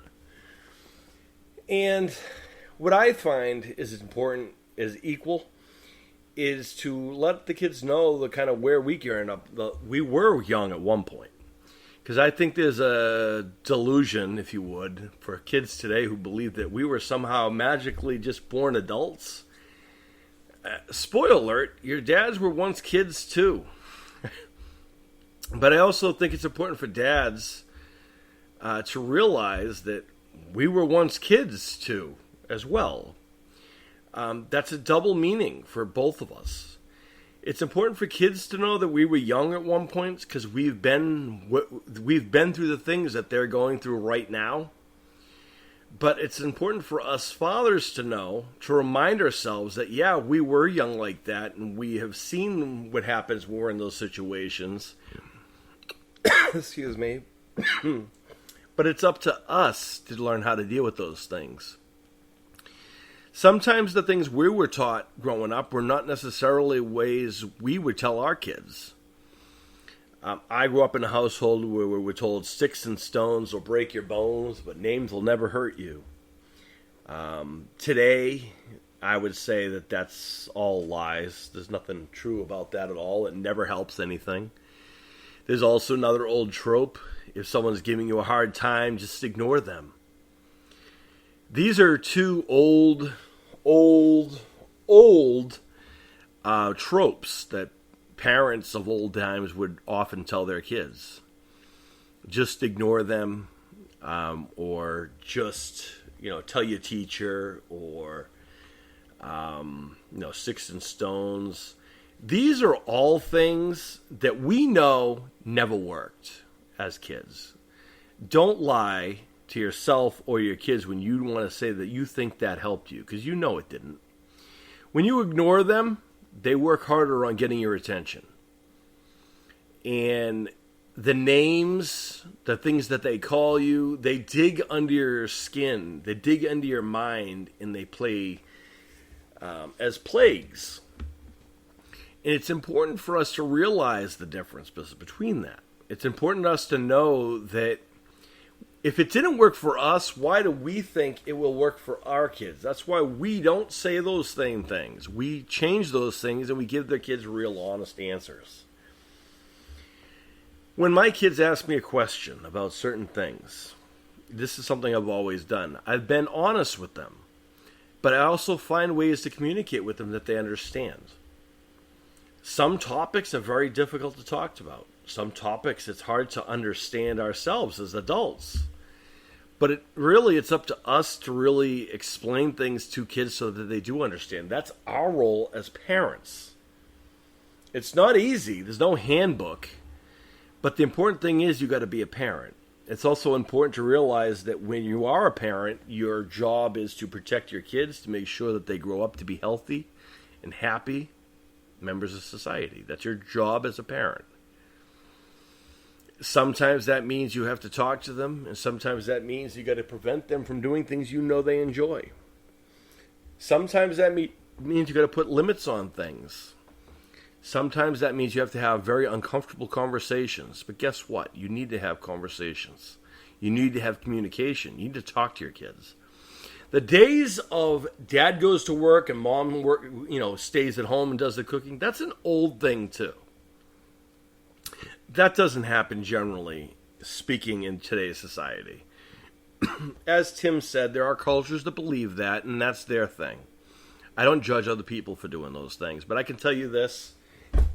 As I mentioned with Tim, when it comes to people who influence our kids as parents, we need to be aware of who our kids are listening to, who our kids are learning from. Excuse me. We all, as parents, need to know who our kids respect and who they're kind of being influenced by. And we as parents have to make a decision. Do we support this? Or is this something we find to be offensive or we don't agree with? Because if we talk to our kids and explain to them why this isn't okay, or why this isn't necessarily a thing, maybe we'd have better results. I mean, there's no such thing as a perfect generation. Every generation has some kind of a conflict, some type of issue. This generation, this modern stuff recently has been all kinds of crazy things in the news. School shootings and all kinds of other things going on. We don't need negative people like an Andrew Tate telling young people that women are not equal in the society, that they're property and not people. And a lot of people who respect people like an Andrew Tate or an Elon Musk, they are only really respecting certain elements that they see. They don't actually know the full detail. This goes back to full honesty. Explain to your kids. Show your kids the reality of who they're respecting. Don't let them believe false things about their heroes. I always knew pro wrestling was fake, but I also respected the character that was The Undertaker. Why? The Undertaker's character never seemed to feel pain. He fought through the pain. He could take on as many people as he could. No matter how hard you hit him, he kept on getting up. That was why I respected The Undertaker. Meatloaf, late great Meatloaf, was my hero and role model growing up. I did have the pleasure to meet him once and told him so, thanks to my wife. But Meatloaf is someone who a lot of people just know from singing. A lot of people don't know that his youth and childhood was filled with all kinds of annoyances and tragedy and bullying and annoyances and all kinds of things. He overcame that. He struggled through addiction and so forth. He cleaned himself up and he made himself relevant again in the 90s when I first got reintroduced to Meatloaf. And he became my hero because of not his music career or how much money he had, but what he went through to get him where he is now. Macaulay Culkin, Corey Feldman. These are two huge acting names of the 1990s and 80s, right? And a lot of people look at Corey Feldman or Macaulay Culkin and say, well, obviously you like those people because of their acting career. You want their money. You want the fame. That isn't why I had such respect for guys like Macaulay Culkin and Corey Feldman. The respect I had for them is because of what they helped me do as a young person. Macaulay Culkin was one of the very first people to make it a thing and actually showed that you can, in fact, divorce your family, become your own adult and your own person.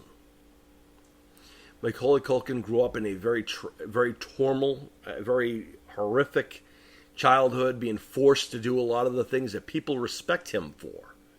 I respect Macaulay Culkin for the human being that he is, for overcoming the things that he had to, and then not only did he show that you could leave the people you were born into, but you could become your own person. That is a far more respectful thing to respect about. Corey Feldman, who had an equally tragic background in storyline, is another person who not only overcame all of that, and again, another person that showed you could stand away from all of the turmoil that your families can endure, but you can stand on your own. I am going to be blessed that I'm going to be able to talk with Corey Feldman or in person at Monster Mania because, again, when I met Macaulay Culkin for the first time was during the Robot Chicken panel. Not panel. We got a little private meet and greet, and I talked with Macaulay Culkin and Seth Green and all those guys, and all fantastic human beings. But what I thanked Macaulay Culkin for wasn't his role as Kevin McAllister or his performance in My Girl or his ballet moves or any of those things. I thank Macaulay Culkin for giving me a hope that a person who came from such a horrific childhood, from such an abusive family, can overcome, become their own person, and gave me hope that I was going to be okay. And that's what Macaulay Culkin gave me. We all have our heroes and role models. Today, you hear names like Andrew Tate. Tim never even heard of Andrew Tate probably till tonight, and now he's going to probably go and do some research and see the same things I had to do when I first learned who he was. As a parent, to hear someone say that this man is someone who, they want to be,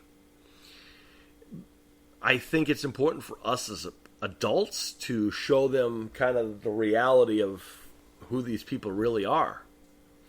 You see, in the 80s and the 90s and all those generations, we didn't have social media. We didn't have a way to kind of stalk these people and have them interfere in their lives every day. I didn't know Macaulay Culkin from a hole in the wall or any of these people because social media wasn't a thing until later on. But it was public knowledge what was going on, and he was also very honest about it. Guys like Andrew Tate and people like them who like to talk about these things and endorse their own kind of egos and so forth, to hear how many people respect the things that Andrew Tate teaches and know that all of it's lies. Not all of it's true. He talks like everyone else. It's not real. Elon Musk, who a lot of people like because he became a self-made billionaire, quote, end quote. He, quote, founded Tesla. He, quote, did all these things. Reality, he bought into a company. He forced people out. He was given money by the people he claims abused him growing up. He bought into a company, and then the people couldn't deal with him anymore. They got out of the company, and now he's the person in charge of it. That's not really what a lot of kids know. They only know the fact that he is a millionaire. He's a millionaire who doesn't even feel that his own children deserve to have a name. He gave them a number instead. That takes away their identity as a human being, is what he did. Your kid, you're telling me that you as a parent feel okay with your kids looking at another person, but not as a person, but only another thing, like Elon Musk does. His own children he views as a number, an object. Cars have numbers. Toys have numbers. Televisions have numbers. People don't have numbers. Yeah, they get Social Security numbers, I suppose, but they're human beings. They have genetics. They have blood, sweat, tears, souls, hearts, brains. Elon Musk, who a lot of people admire, a lot of your kids probably admire, is someone who doesn't even see value in his own children because he sees them as a number. Look at his kids. He's got one that has an equation as a number. And guys like Andrew Tate, who talk about, what being a man is and how he's better than all these things. And I'm going to say, do your research on these people. I did research on these people, and extensive research. There's a lot of inconsistencies on a lot of it. And a lot of kids today don't do a lot of the research. They just go by whatever they hear, whatever they see. Hey, buddy, listen to what Andrew Tate said. Listen, Andrew Tate, if there's someone you look up to, do your research on him and then go back and find out if that's someone you want to be. Elon Musk, if you want to be someone like an Elon Musk, do your research on him before you go jumping in and giving him credit for things that he probably doesn't deserve. You know who you should respect if you have them and if they're there is your dad, your own father, if you have one. There are different dynamics, and I understand that, especially growing up without a father in my life. I didn't have a dad.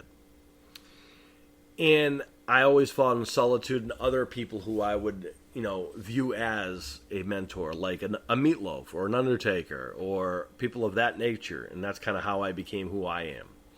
I decided the ways I was taught by my stepfather and the other people around my life is that's not who I'm going to be. Person closest I would compare myself to is my Uncle Paul, until I found out years later that even that is someone I don't want to be. I'm not going to let someone take away my manhood or take advantage of me and myself. I respect my wife, my kids are my life.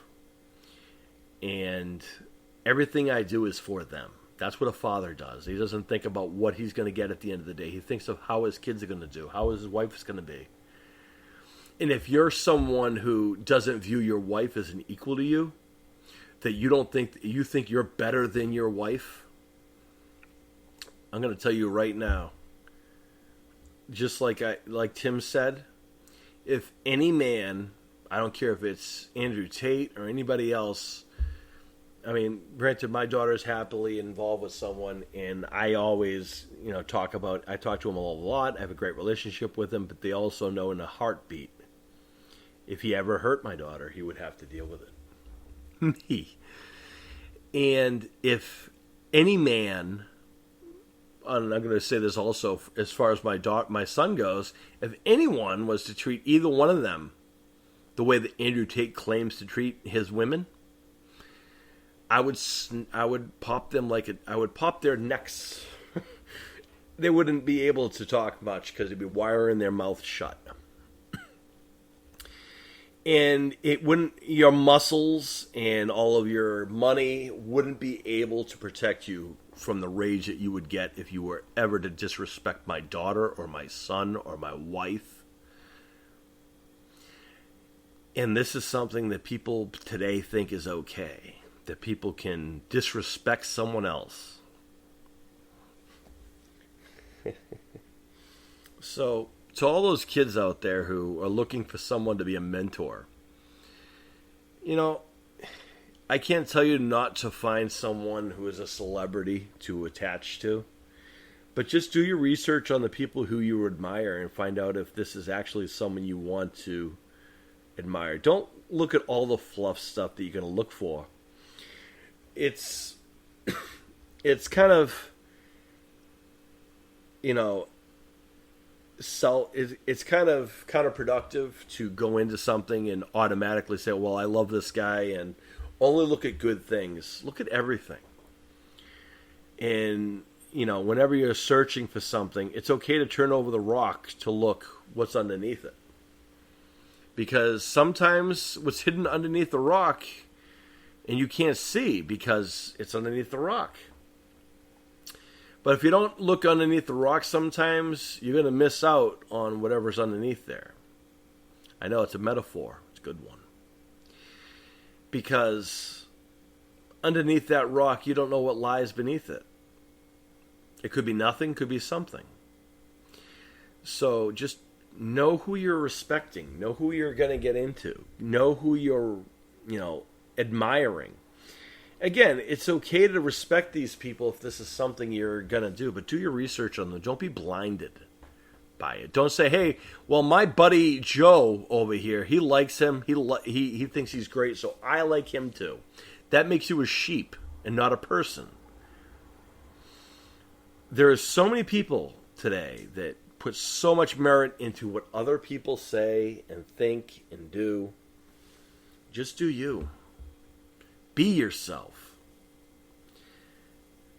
So, you know, I feel like I'm going to be doing another episode very soon because I feel like I'm going to address something that needs to be addressed. So, for this portion, I want to say thank you